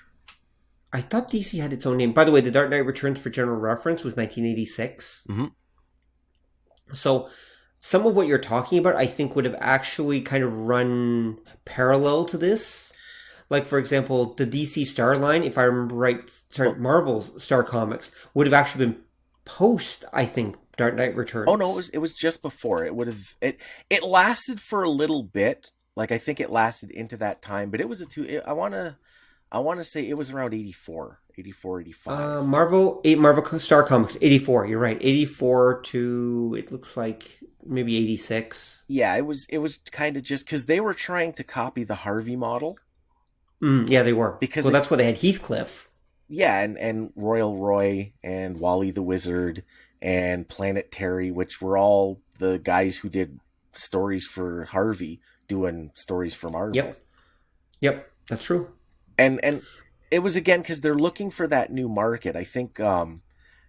Sorry, they did run till 88. Yeah. Star Comics ran till 88, and it basically includes... Sorry, no, I apologize, 89, because they ran Care Bears, lasted till 89. Take that, Dark Knight. But... And apparently well, it's tricky because they kept bringing... Star Comics came, and then they kept doing things under the Star imprint after that, because that basically became their mark that this was for kids. Yeah. Pretty much. Although the only one everyone remembers that wasn't a tie-in was Peter Porker, the Amazing Spider-Ham. Sorry, Spectacular Spider-Ham. Yeah, because that's part of the mainstream Marvel continuity now. I know, which is just bizarre. I'm okay with it. He's part of the Spider-Verse. Yeah. Yes, he is. Peter Porker. In fact, actually, if there's a poster kicking around, you've seen the Spider-Verse poster that the creator of One Punch Man did, right? Yeah. Not the creator, the artist, Murata did. If I remember right, I think Spider-Ham is in there. Yeah, he is. I remember that. Which is just crazy. That poster, by the way, if anyone hasn't seen it, is phenomenal. The creator of I keep calling the creator. That's not correct. He's the artist of One Punch Man, because One is the actual creator of One Punch Man. Yeah. Yusuke Murata, yes, did his tribute to Spider-Man, and it has got every Spider-Man character ever created in one poster, and it's pretty impressive. Mm-hmm. By the way, I don't mean the villains. I mean just the Spider-Man and women characters, which there are a lot of, apparently. Yeah, there's a surprising number of them. I guess that's why they're doing that new movie, Spider-Man Into the Spider-Verse. Yeah. The whole idea being that he's entering this whole world of all these different alternate reality Spider-Men or something. Yeah, which one of the cartoons is already done, but sure, whatever, do a movie. Yeah. Yeah, I remember. Didn't the Ultimate Spider-Man cartoon do that? Yeah. Yeah, and they went to all the thought. different... And Spider-Ham is in that one, too. Peter Porker. Yeah. Yeah. Oh, my God. Anyway, so, yes, I mean, the 80s, again, era of experimentation. They were trying different things. Mm-hmm. There's a good reason why they were trying different things, because especially by the late 1980s, Marvel Comics was financially in trouble. Yeah. They were not doing that well. See, the thing that keeps happening is Marvel and DC... and they're also the independents, but Marvel and DC are in the seesaw where one is usually going up and the other one is going down at the same time. Mm-hmm. And although that seesaw is also sinking into quicksand, by the way, that's also going on over periods. So they're taking turns going up and down, but there's also both going down in general. Yeah.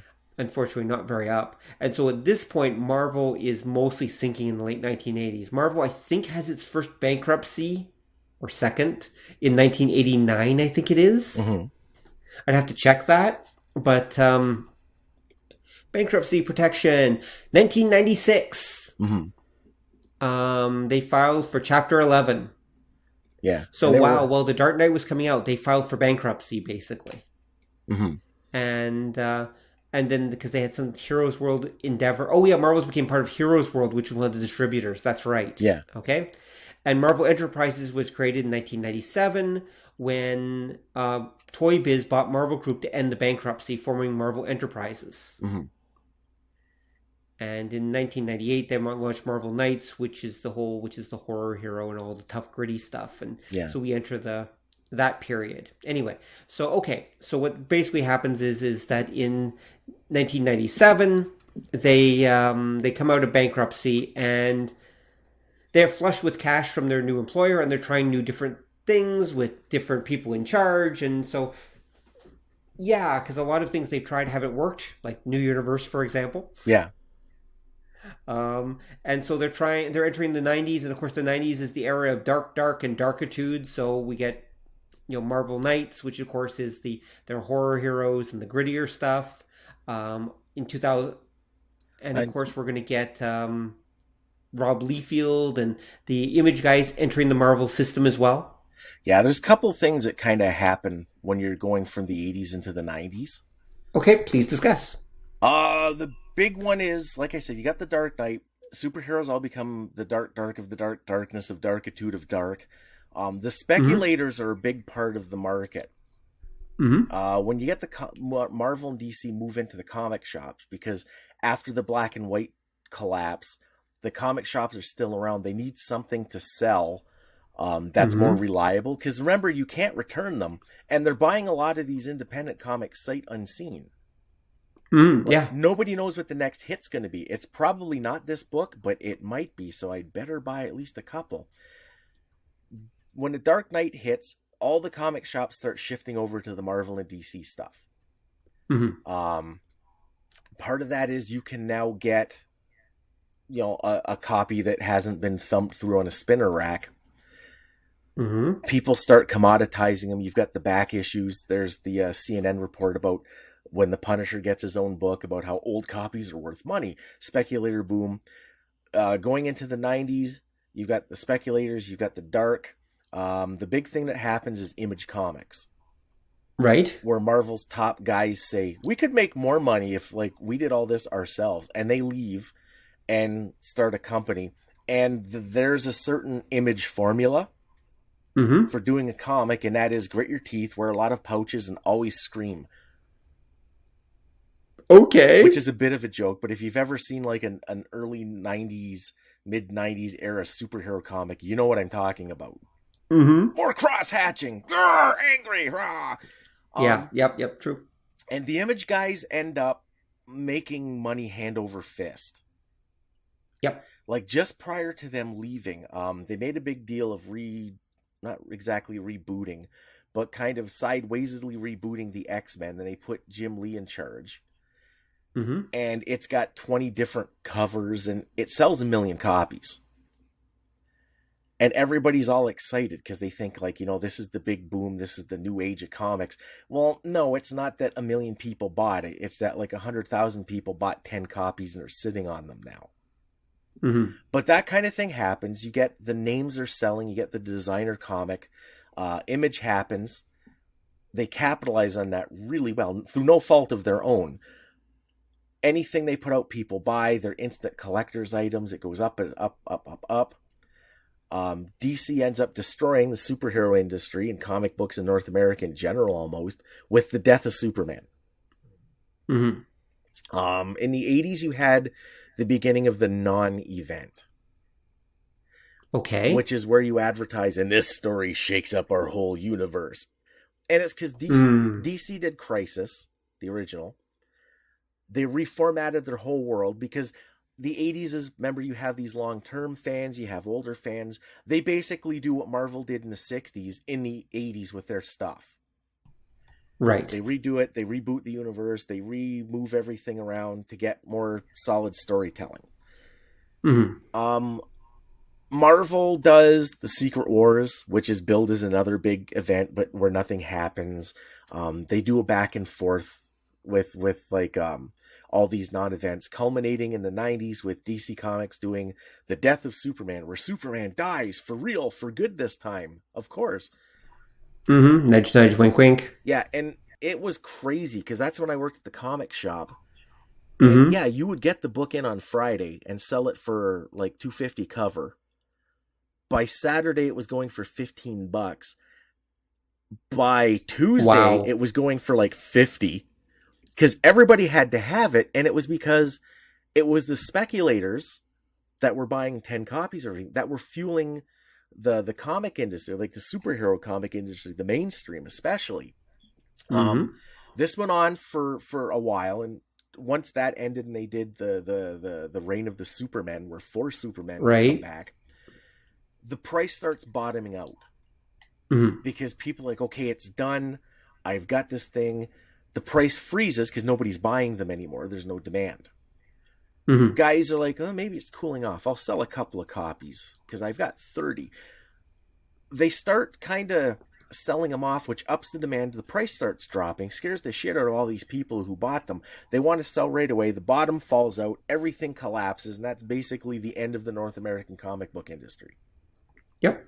That's a good way. By the way, you said ups the demand, but you actually meant ups the supply. Yeah.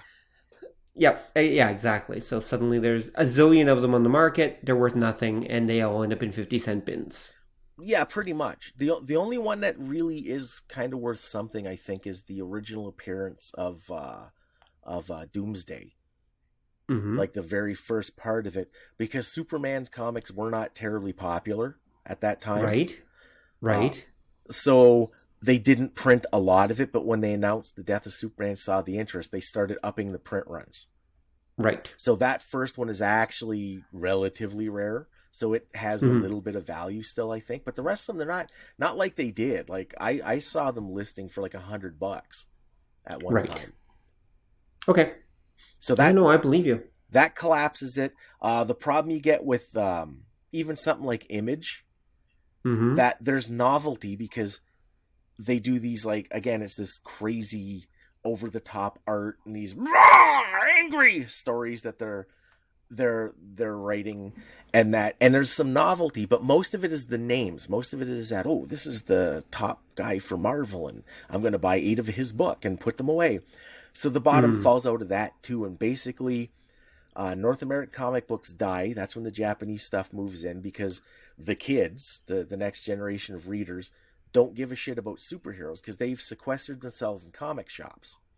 Mm. So the kids weren't exposed. Comic books are those weird things that Dad and his friends obsess about and keep in plastic bags.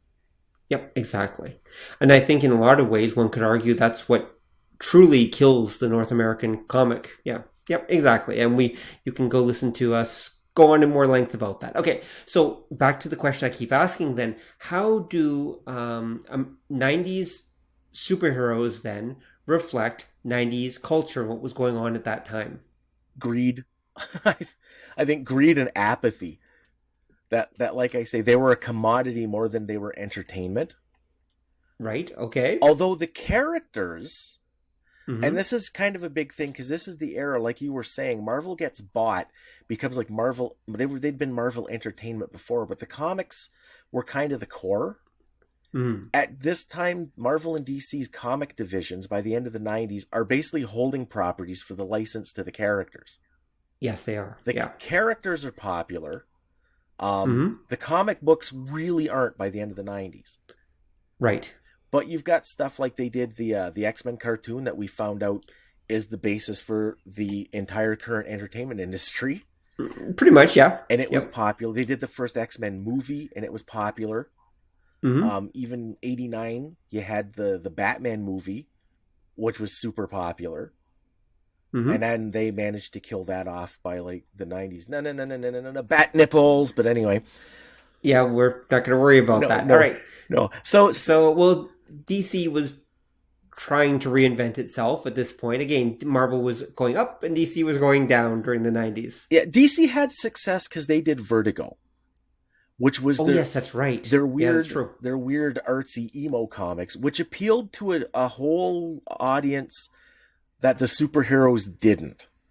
True, and true, very true. The Vertigo stuff did well. They did superheroes because they kept trying to bring other books into the Vertigo line because they did Animal Man, and it was crazy popular. It was. And they're like, we should do that with other stuff. Let's bring back Brother Power. And it went exactly as well as you thought it would. Yes. But Vertigo did really well. Marvel and DC did do experiments in the 90s because, again, they were looking like this was the era of like, it was Marvel. Did like the Marvel manga verse. And I think DC did the same thing as well because I seem to remember Adam Warren doing the Teen Titans at one point. You're actually getting a tiny bit confused. The Mangaverse and even Adam Warren, that's actually the 2000s. Okay. But it's the early 2000s, right? It's literally 2000. Oh, okay. Literally 2000 to 2002 is the Mangaverse. Okay, because remember the late 90s are when anime and manga have become part of mainstream culture, and as you said, and they're able to do that partly because they've Marvel and DC have sequestered themselves in the comic shops, as you said. By the way, there is competition appearing. Antarctic is rising during the 1990s. And they do Warrior Nanarella. They do their own stuff, not superhero stuff, but they're providing a good alternative. Well, yeah, some of it was like Warrior Nanarella it's kind of broaches that Image-esque line. If only she had more pouches. It's different. Well, it was meant to capitalize on Image. It was 100% an Image play. Sorry, Ben, it was. Well, I believe he kind of said that because it was.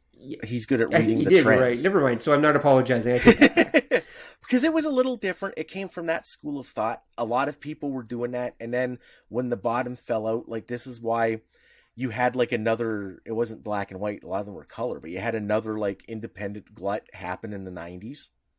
Because everybody wanted to be Image, so you had all these like weird ass like angry superheroes, right? That all kind of fell out. The bottom fell out of like all of that. Marvel and DC experimented. The interesting thing at that time, 90s going into 2000s, the Japanese stuff takes off, and you see another era of focused, weaponized nerd rage because the old school superhero fans hate the Japanese stuff. And the Japanese fans are like, who? I've never, X what? They don't, care at all.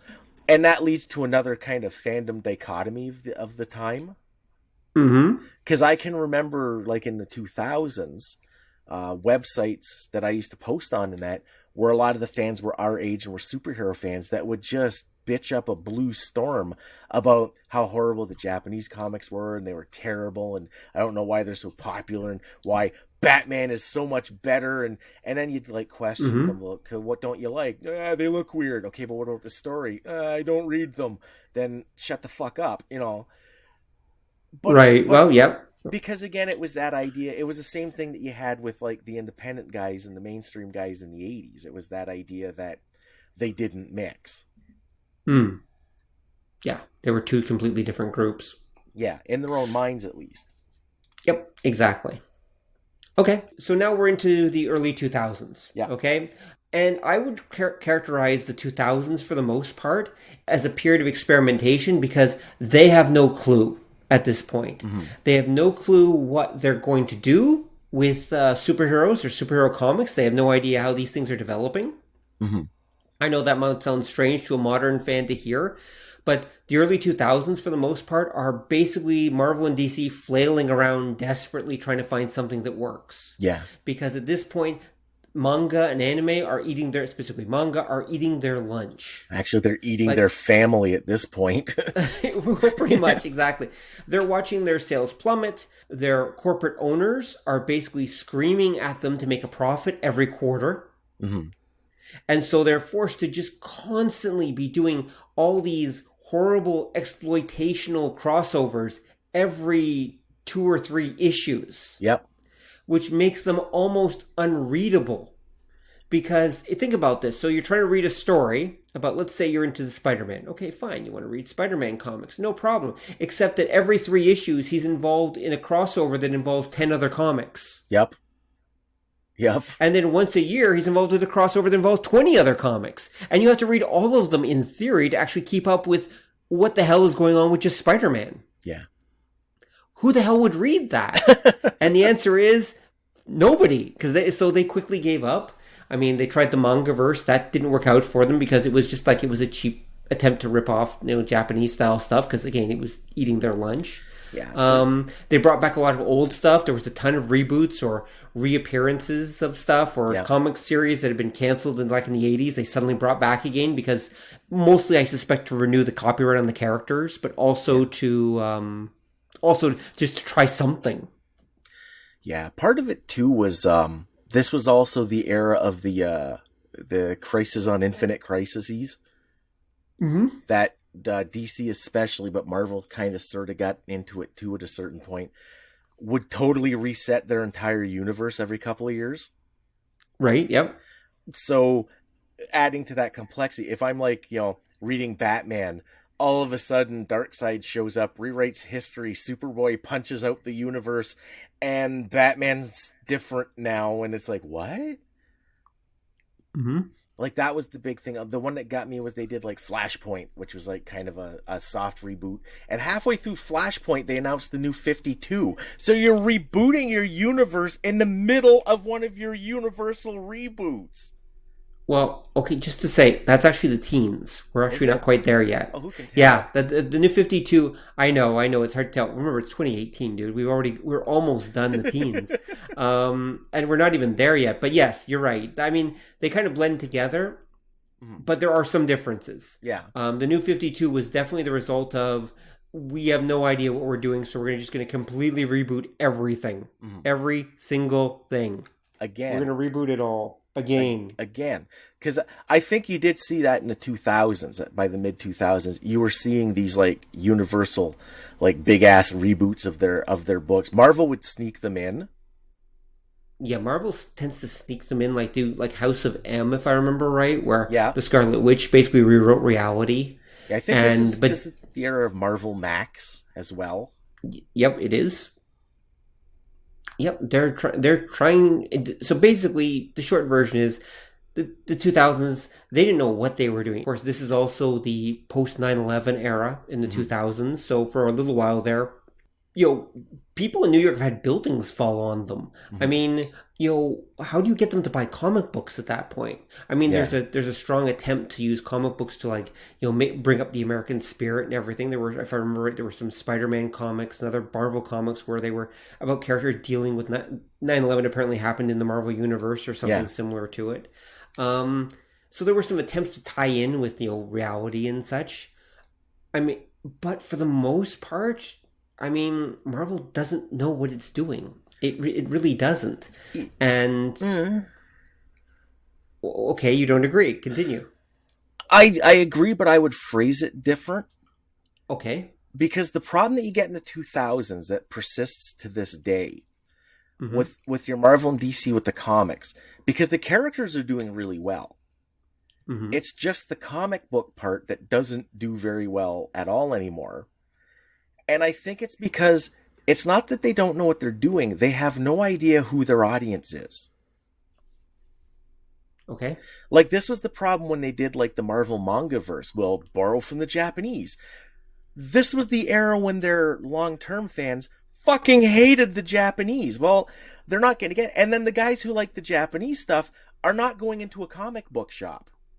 No, definitely. So they're never going to see this. So who were you aiming this book for? And I think this is like the problem that they've had for a while, is because they'll bounce back and forth between doing, like, the 2000s was like the era of, like, the dark, gritty, dark story. Yes, it was. Because isn't that the era where the woman in the fridge trope comes from? Pretty much, yeah. Because was it Kyle Rayner, the current Green Lantern? The bad guy chops up his girlfriend, puts her in the fridge.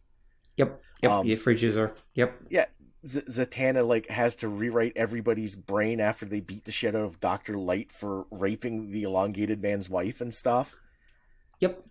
That's it. You get, like, the Marvel zombies, I think, are coming out of, like, the later part of this. And it's all these, like, horrible dark. Now, me personally, like you mentioned, the House of M did tons of that. Marvel Max was literally supposed to be their, like, R-rated superhero stuff. Don't forget the 2099 line. Yeah, 29. That's kind of a 90s thing. 2099, and what was the other? Ultimate Marvel. Sorry, Ultimate Marvel as well. And it's all of these things, like, and I'm gonna say, like, personally, I've read a lot of this stuff, and some of it's not bad.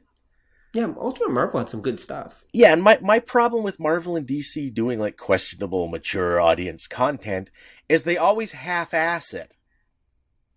Like, if you're going to have, like murder and rape and drugs and vileness, own it. That was one of the reasons why I kind of liked the Marvel zombies, because they would actually show them eating people. And it was gruesome and disturbing, but it's supposed to be. The story doesn't work if it's not. Yep. But this was also at that time, too. Now, they're not pulling in new fans, and their long-term fans are feeling uber nostalgic. So this is rubbing them the wrong way, because they want the warm fuzzies they had years ago, forgetting that they were 12, and also forgetting that this is the kind of shit that 12-year-old them would probably have eaten with a fork. But nostalgia does strange things. And that's why I say I think their big problem was they didn't know who their audience was. It wasn't, they knew what they were doing, they just didn't know what to do. And then, of course, at the towards the end of the 2000s, Iron Man comes out and makes $1 gajillion and starts the Marvel Cinematic Universe. Yeah. Which changes everyone's perceptions of comic book superheroes again. Except the irony is that the comic books basically continue on their own dark, merry way, bearing no resemblance whatsoever to the movie versions, which are now more in line with the older 80s versions. So they don't really match anymore. And this is the thing that baffled me, is that even once they'd really taken off, Marvel created new lines of comics. I don't remember what it was called. Was it Max? That basically existed to match the movie ones. They were pretty much the movie line. Yeah, I forget what that was. And they created their own movie line, because I remember those you could buy in, like, trade paperbacks in bookstores and things like that. Because they were trying for the there was a Marvel magazine for a little while there that actually had all of them running in. It was almost like a anthology magazine. Yeah. Each issue had a couple different, like, there was a Spider-Man one, there was an X-Men one, and they were all basically targeted towards fans of the movies, basically. Yeah, because that's one of the weird problems that they've had. Is the comic books are I don't want to say dead, but they're not mainstream anymore. That was the Marvel Yeah. Adventures line. And it started in April 2012. Okay, and it was meant to kind of tie in with, with the movies and with everything. They're more like that, basically. And to tie in with whatever the magazine was called. Yeah, which is called Marvel Adventures, I think. Oh, I was gonna say, it's like if you remember a few episodes ago when we had Justin on, he talked about that's the problem. If you go to the movie and you're like, oh, I like this character, and you buy the comic, the character in the comic is nothing like the movie. Mm. And it is, and part of the problem too is, again, it's hard to get the comics. They're still in the comic shop, and a quote-unquote normal person has no reason to step in the comic shop. So even if they might enjoy the comic, they're never going to see it. Oh, I apologize. It started in 2006, not 20. In 2012, it was actually turned into the all ages line. That was my mistake. It was actually started in 2000, so it was truly a product of the aughts. Yeah, and look at it this way. We're professionals. We can't keep up with this stuff. How is a fan? Especially a casual fan. It's a mess. Yeah, it truly is a mess. Well, the comics are. And again, it's a hard thing to rationalize because they've got that issue that they don't have a new fan base. Like they've skipped, I think, like 2 generations of potential fan now. And even though the characters do well, nobody cares about the comic because nobody sees them. The only people that care about the comic are like the old fans who are dying off, and there's no way to replace because you're not bringing more people into like the comic shop. And if they come in now, they're coming in for model kits and role-playing games. They're sort of just passing by the comics. Pretty much, yeah. So, yeah, the movies aren't helping things at all. And ironically. Sorry, one last thing about the aughts, then we got to move on to the teens, is that the aughts are also the point where the internet starts truly affecting comics. Going back, in the 1990s, there was Usenet, where true nerds could still argue about stuff online. But social media, as we understand it, doesn't start until the beginning of the 2000s. Yeah. And Facebook itself, for example, for those of you who are a bit younger, doesn't even come around until like 2006, 2007, basically. Right. And so you've got to understand, people aren't able to argue nerd rage at this point, not to the same degree online. And you don't have fandoms rallying in the same way online. But that's something that starts to happen in the late 2000s, heading towards the teens. But we're starting to also see the fans are now interacting with the creators online. Yeah. And so the creators are getting direct feedback, direct from the fans through Twitter and through the beginning of social media about how people feel about this stuff. They can see YouTube videos about how people feel about this stuff. They can read blog posts about how people feel this stuff. The aughts are the age of the blog, you have to understand. Yeah. And so they're aware of what's going on. And so they're starting to truly cater their presentation and what they're doing and everything to the fans in a way they hadn't before. Kinda. Well, it's starting to happen. Because remember, they're also trying, as we said, they're trying to figure out what to publish. And so they're like, well, what do we want? And so it's like, well, here's a direct fire hose to what they think are the fans. So they start paying attention to it. It is, but the problem that you run into, and we've talked about this a few times before, because this is kind of important to realize in the modern world, you don't know who those people on the internet are. And I think especially for like your Marvel and your DC, because there's now going into the 2000s, going into the teens, you have more comic book companies, and they're all basically following the Marvel DC formula. Like you get like because you get like IDW, Dynamite, and mostly they're getting licensed properties. It's kind of the 80s again in that respect. But they're doing superhero stuff. They're following up. They're a little smaller. Like I say, the bridge isn't as big as it was. But getting to the problem that, like, say, especially your Marvel and your DC, because they're the characters that are the more well-known, they're the more high-profile, you get feedback, but you don't have any clue how representative that feedback is.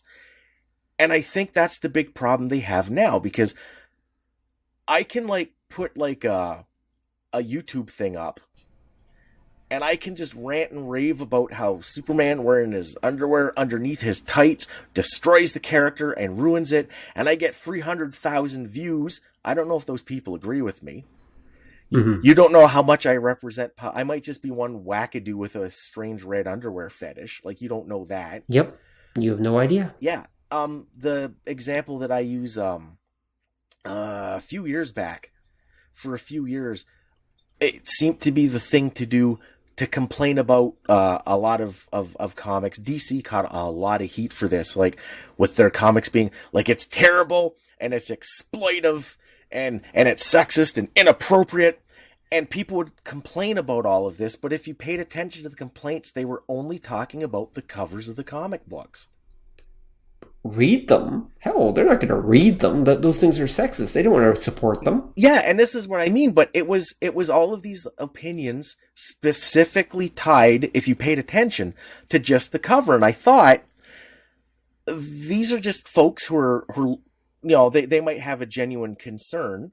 They might just be somebody looking for a cause. They might just be that random wackadoo like me with my red underwear fetish.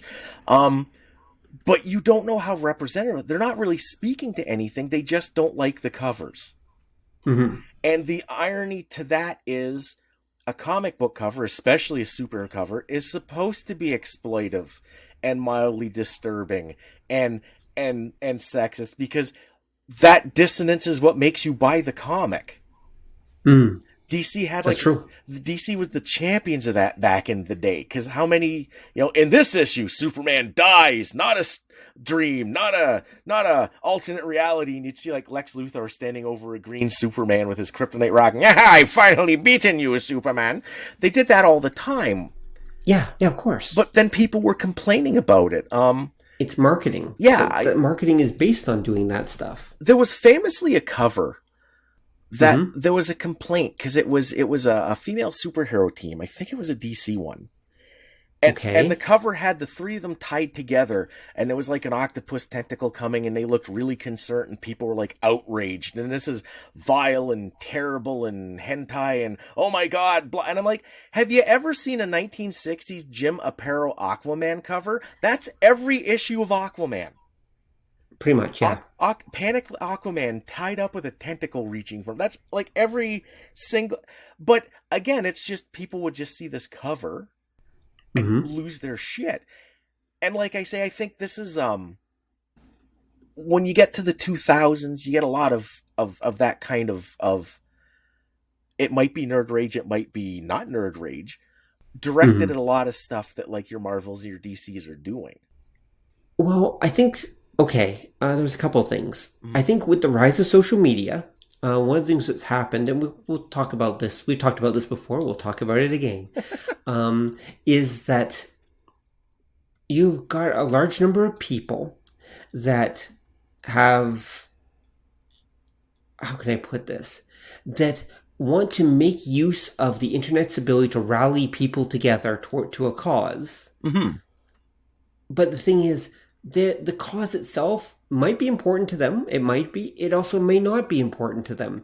So because the idea of, you can declare outrage, and if everyone rallies behind you, you are suddenly for maybe hours, maybe minutes, maybe days, maybe weeks, this incredibly important and powerful person, and it feels amazing to be part of this mob, basically, that's going after someone or seeking justice. You're part of you can call yourself the Justice Defenders or something. And you are the Internet Justice Defenders, and you are out there.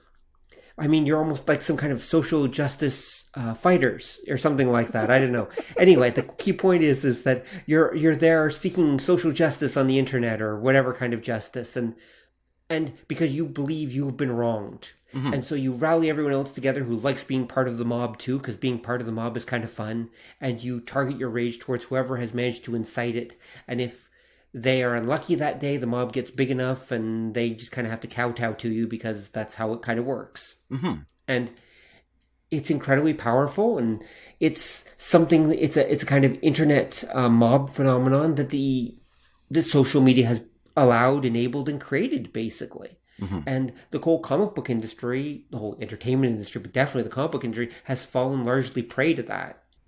I would argue one of the other things that's happening is that we're also, in the last decade, we, especially with the rise of the Marvel movies and that, we have seen geek culture become mainstream culture. Yeah. This includes superhero comics, okay? So suddenly things that were allowed to exist and just be the stuff that was for, nerds in their basement to argue over or on the internet or whatever, it's now mainstream culture. Right. So everyone feels they have to make a say and they have to have a say in the way this mainstream culture of comic books, even though no one actually reads the damn things, is portraying women, is portraying minorities, is portraying aliens, is portraying whatever. Suddenly every comic book has to represent everybody's view of how the world should be.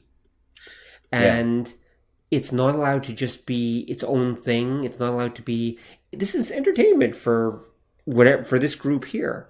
And I don't just mean stuff that's like conventional superhero comics for, say, okay, for example, for white people or whatever, if we want to get into this. I'm also talking about comic books that could be written for entirely towards a black audience or for an Asian audience or whatever. Suddenly nothing is allowed to be just that thing. Like it's not just allowed to be the creator writing Black Panther for Black Panther fans. Suddenly there'll be people saying, no, this comic isn't black enough, or this doesn't represent my black experience, or this doesn't represent these different aspects. And they can find, thanks to the internet, they can find at least a small mob willing to back them up on anything. And so the comic companies are basically just walking on eggshells and running scared. Well, a combination of that and trying to exploit the phenomenon as best they can. Right. And again, they don't generally meet with success because you don't know how representative any of that is.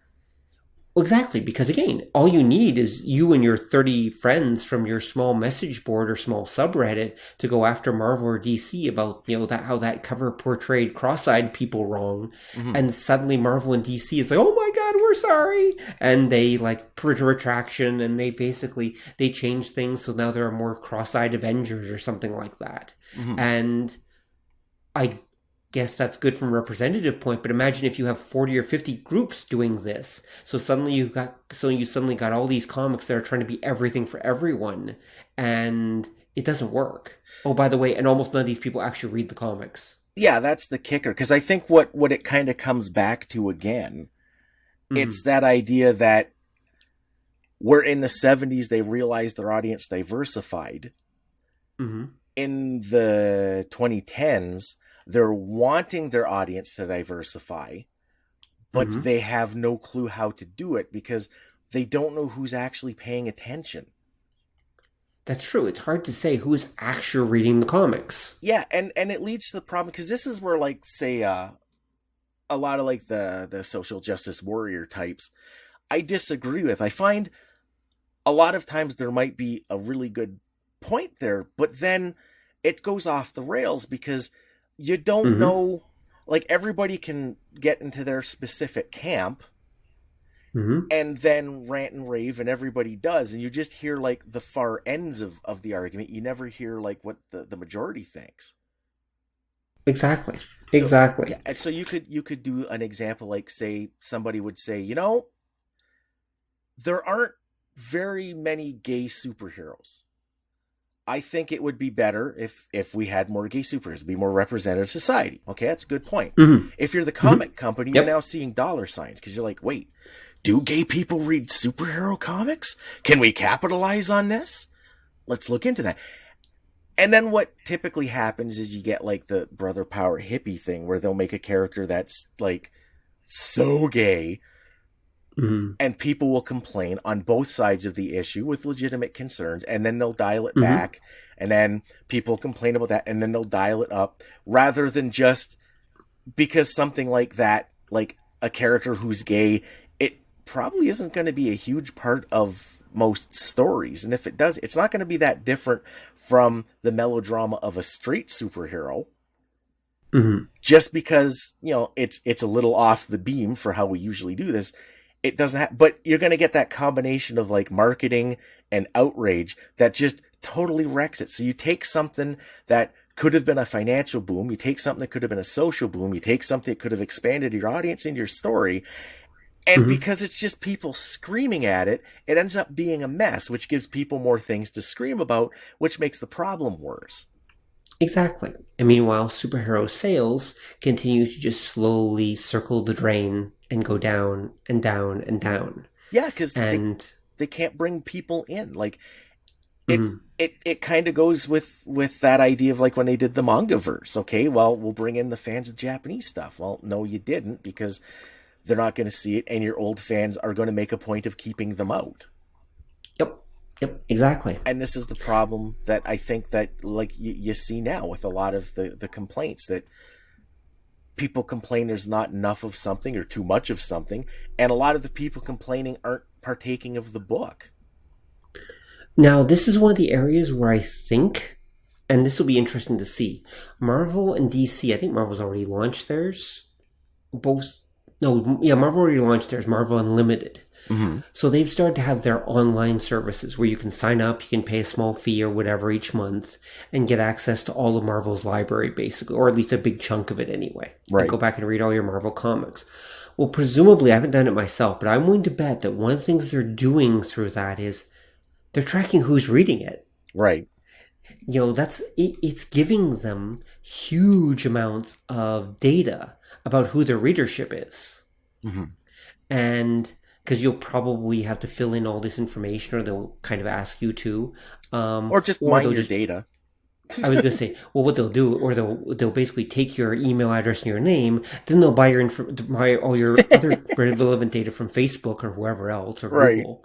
And so they don't even have to actually ask you all that stuff. But basically, they will know in great detail how old you are, what your sex is, are you married, gender is, everything basically about you. And they'll start categorizing and working it all together. And it's like, okay, so Spider-Man readers are mostly young males between the age of 16 and 23, and blah, blah, blah, blah, blah. Meanwhile, these Wonder Woman readers are, both men and women from between the age of 16 and 32. Well, that's a pretty wide age. We can target, so we can target the stories a little bit differently. And that might actually be something that, believe it or not, saves superheroes. Because as we've just said, superheroes are kind of, there's something that we haven't gotten to going on as well. But anyway, so we had the social justice phase happen. Let's backtrack a sec. Okay. So we had the social justice phase happen and for example, Marvel decided to literally replace their entire main lineup with, people of color, with people of different genders, with people of everything. They replaced every basically major Marvel hero with a new generation version. Okay, fine. Okay, if you want to do that, no problem. It did not work. It did not work at all. There are many reasons why it didn't work. A large number of them seem to be that Marvel actually moved from New York to LA. They fired all their old guard, mostly male writers, and they replaced them with a bunch of young female fanfic writers that worked for cheap in LA. And that might be a large mischaracterization. People can correct me on that if you want, but at least that's the way it seems to have turned out. Finally, hate mail. Directed towards Dawn. They basically hired a bunch of young, bright, mostly female writers to write the Marvel superhero comics, and they had a very progressive editor, and that they thought this was the key to like tapping into the social justice oriented market. It failed horribly because those people do not actually read comics, and most of the writers, these female writers that they brought in, mostly had no clue of how to write a bunch of comics for young boys, which is who their actual target market was, even though they were trying desperately to leave that target market or expand it and move it over to more general, i.e. female demographic, who weren't interested in these comics at all. Anyway, so long story short, the social justice era of Marvel Comics collapsed, about a year ago. They brought in Chip Zdarsky, I believe his name is, who was a another Marvel editor, to basically reboot everything back to the way it was. Again. And they brought back, and they kept the most popular of the social justice oriented characters, and they replaced the rest of them with the originals. And they and are now trying to basically restore Marvel to kind of what it was, because that's the only thing they can think of for the most part. And now we're to the era where Marvel's starting the Marvel Unlimited era, where, just to finish off my thought here, is that what I think will happen is that Marvel will see who their actual audience is, and they'll basically try to capitalize on that actual audience, and they'll start writing towards those people. And that may actually be the thing that saves Marvel or saves superheroes, because DC is about to do it too. They've got DC, I think they've already launched it actually, DC, not Unlimited, it's DC All Access, I think it's called. And which is also comics, and DC's case, superhero TV shows and movies and stuff too. But the point is, again, both of them are basically going to be looking at who's actually reading these things. They're going to mine the data, they're going to use it, and they're going to hopefully come up with a profile of who their actual audience is and write to that audience, whoever it may be. No, that's what's going to kill them. Okay, why? And this is again where they wrote themselves into a corner a long time ago. Let's take your example. So you're like a Marvel or DC, and you're like, we want to make more female friendly comics. And I have no doubt that part of that again is looking at the data of the Japanese stuff, because the Japanese superheroes had sizable female readerships. Actually, it's not just that. I should note that especially for teens, the majority of the English book market is female. Yeah, like women buy the vast majority of books in English. Period. Just in general. And when it comes to young adult, women are like probably 80% of the market. Yeah, and this is the thing that Marvel and DC have tried tapping into for decades, and they never broke that. So you get to the point, it's okay, we're going to make female-friendly comics. We hire female-oriented female writers to write female-friendly stories for female characters, and the types of people that might enjoy that are never going to see the book, because they're not going into a comic book shop. And you're not you're not selling them anywhere else. And that tanks. So what they're going to do is, I have no doubt they'll do the data mining like you're saying. And who's our readers? Middle-aged males of middle class, because that's the old guard. That's who would be interested in 30-year-old issues of Spider-Man. Because the kids don't care. They don't read the new ones. They're certainly not going to read the old. So you're going to get them right back where they started, where they'll start writing stories exclusively for the old guys, for the old crowd, for the comic shop crowd from the 80s that they've been pandering to for like 30 years. And are dying off. It's not going to help at all.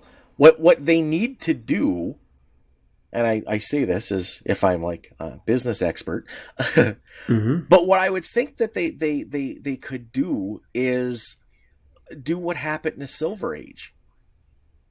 Right. If you want to redo it and you want to play to a new audience, redo everything, damn the torpedoes, full speed ahead. Totally revamp your entire universe. Don't redo it in a year. Stick to your guns. And then work your ass off to get those comic books into places like record stores, which we still kind of have. Or more. Not really. We do here in Windsor, anyway. But get them into like the few remaining book shops. Make a deal with Starbucks to get them on spinner racks and Starbucks. See if 7-Eleven, radical idea, maybe they want to carry comic books. I don't know, something like that. But make that push to get them where this new audience can see them. Because it's not that problem of not knowing what to do. They don't know who to do it for. And that's why you get all this stuff, like I say, where people will complain, you don't have enough of this, and they'll put it in and it doesn't help, because those people complaining are complaining. They're not your audience. They're people who complain. True. And then, and like I say, so that's why I say, I think they really do need to expand and diversify, but you need to not just content, you need distribution as well. And then the problem that you get is you're not going to get, the movies can't really help the comics, because the movies are going to be really simplified, stripped down versions for like universal appeal, and they move a lot slower. I'm doing essentially like an Avengers movie is like 2 issues of the comic. So I'm doing 2 issues every 3 years. Well, I mean, that worked for the Image guys. Oh, burn! But, I mean, nowadays, no, you need to be able to do stuff month after month, story after story. And that's why I say, come up with like new stuff. Like I said, damn the torpedoes, rearrange everything, you know? Mm. Well, here's the thing, though. I would actually argue that superheroes in general are actually not a comic book genre anymore. For Okay. your average person, superheroes are a television and movie genre. Yeah. That Okay. your average person's concept of a superhero are the superhero cartoons they grew up watching at this point. Yeah. And it's been like that since the 1990s X-Men and Batman. But there's always new superhero cartoons coming out, Hmm. and most people grow up with superheroes on TV. They don't grow up with superheroes as comic books anymore. Yeah. I don't even think that many people, as we know, people don't even read comic books anymore. Marvel comics are selling an average of, I think it's somewhere between 20 to 40,000 copies an issue. Hmm. There are 350 million Americans. Right. Think about that. Think about 200, let's say, 20,000 are being sold. There are 350 million Americans. That's nothing. Yeah. That's literally nothing. There are blogs and podcasts, not ours, unfortunately, that have higher audiences than 20,000. There are YouTubers, many of them that have higher numbers than that, way higher numbers. That subscribers have a much farther reach than any Marvel or DC comic does at this point. Yeah. We might call them quote unquote common culture, but the truth is, at this point, the comic books basically exist as holding companies and idea factories for television, movies, and other properties. That's pretty much all the comic companies exist as at this point. Yeah. And the thing with that, though, is that could be their strength. Mm-hmm. But they don't play because what you've got, and this is where I think when you talk the comic book market in general, it's very like broken up now. It's very diversified, and that because you get a lot of companies that will produce a book that has sales of like say 50,000, and that's pretty good. Mm-hmm. You have to scale production to meet those sales, but you can do that. And if you're like a Marvel or a DC, you shouldn't necessarily be trying to you're not going to relive the glory days. Don't even bother trying. You're not going to compete with the movies. So what would be great is if they took their niche and played in that niche, because we're still sort of hanging on with much lower sales. Get experimental. Start putting it, because a comic book you can produce quicker and cheaper than a TV show even. Oh, much, yeah. Do a bunch of experiment. Do a couple of like one shots with weird characters. Just bring. They're kind of sort of doing it now. Like in the last say 5 years, you're starting to see like Marvel and DC really doing things that might have a lasting impact if they decide to let it, or weird twists and that. But what you got to do is while you're doing that, like I said, work on getting those into different places. I agree. Yeah, because you got to find, if you're going to keep the comic around, you have to give people a reason to seek out the comic. If I want my Batman fix, I can just watch the movies or like the TV shows or the cartoons or play the video games. Like, why do I need your comic? Well, if you're giving me something that they can't, then I'm going to seek out your book. And then the only real thing that they can give you is that rapidity, that ability to turn on more of a dime than any of these other like medium.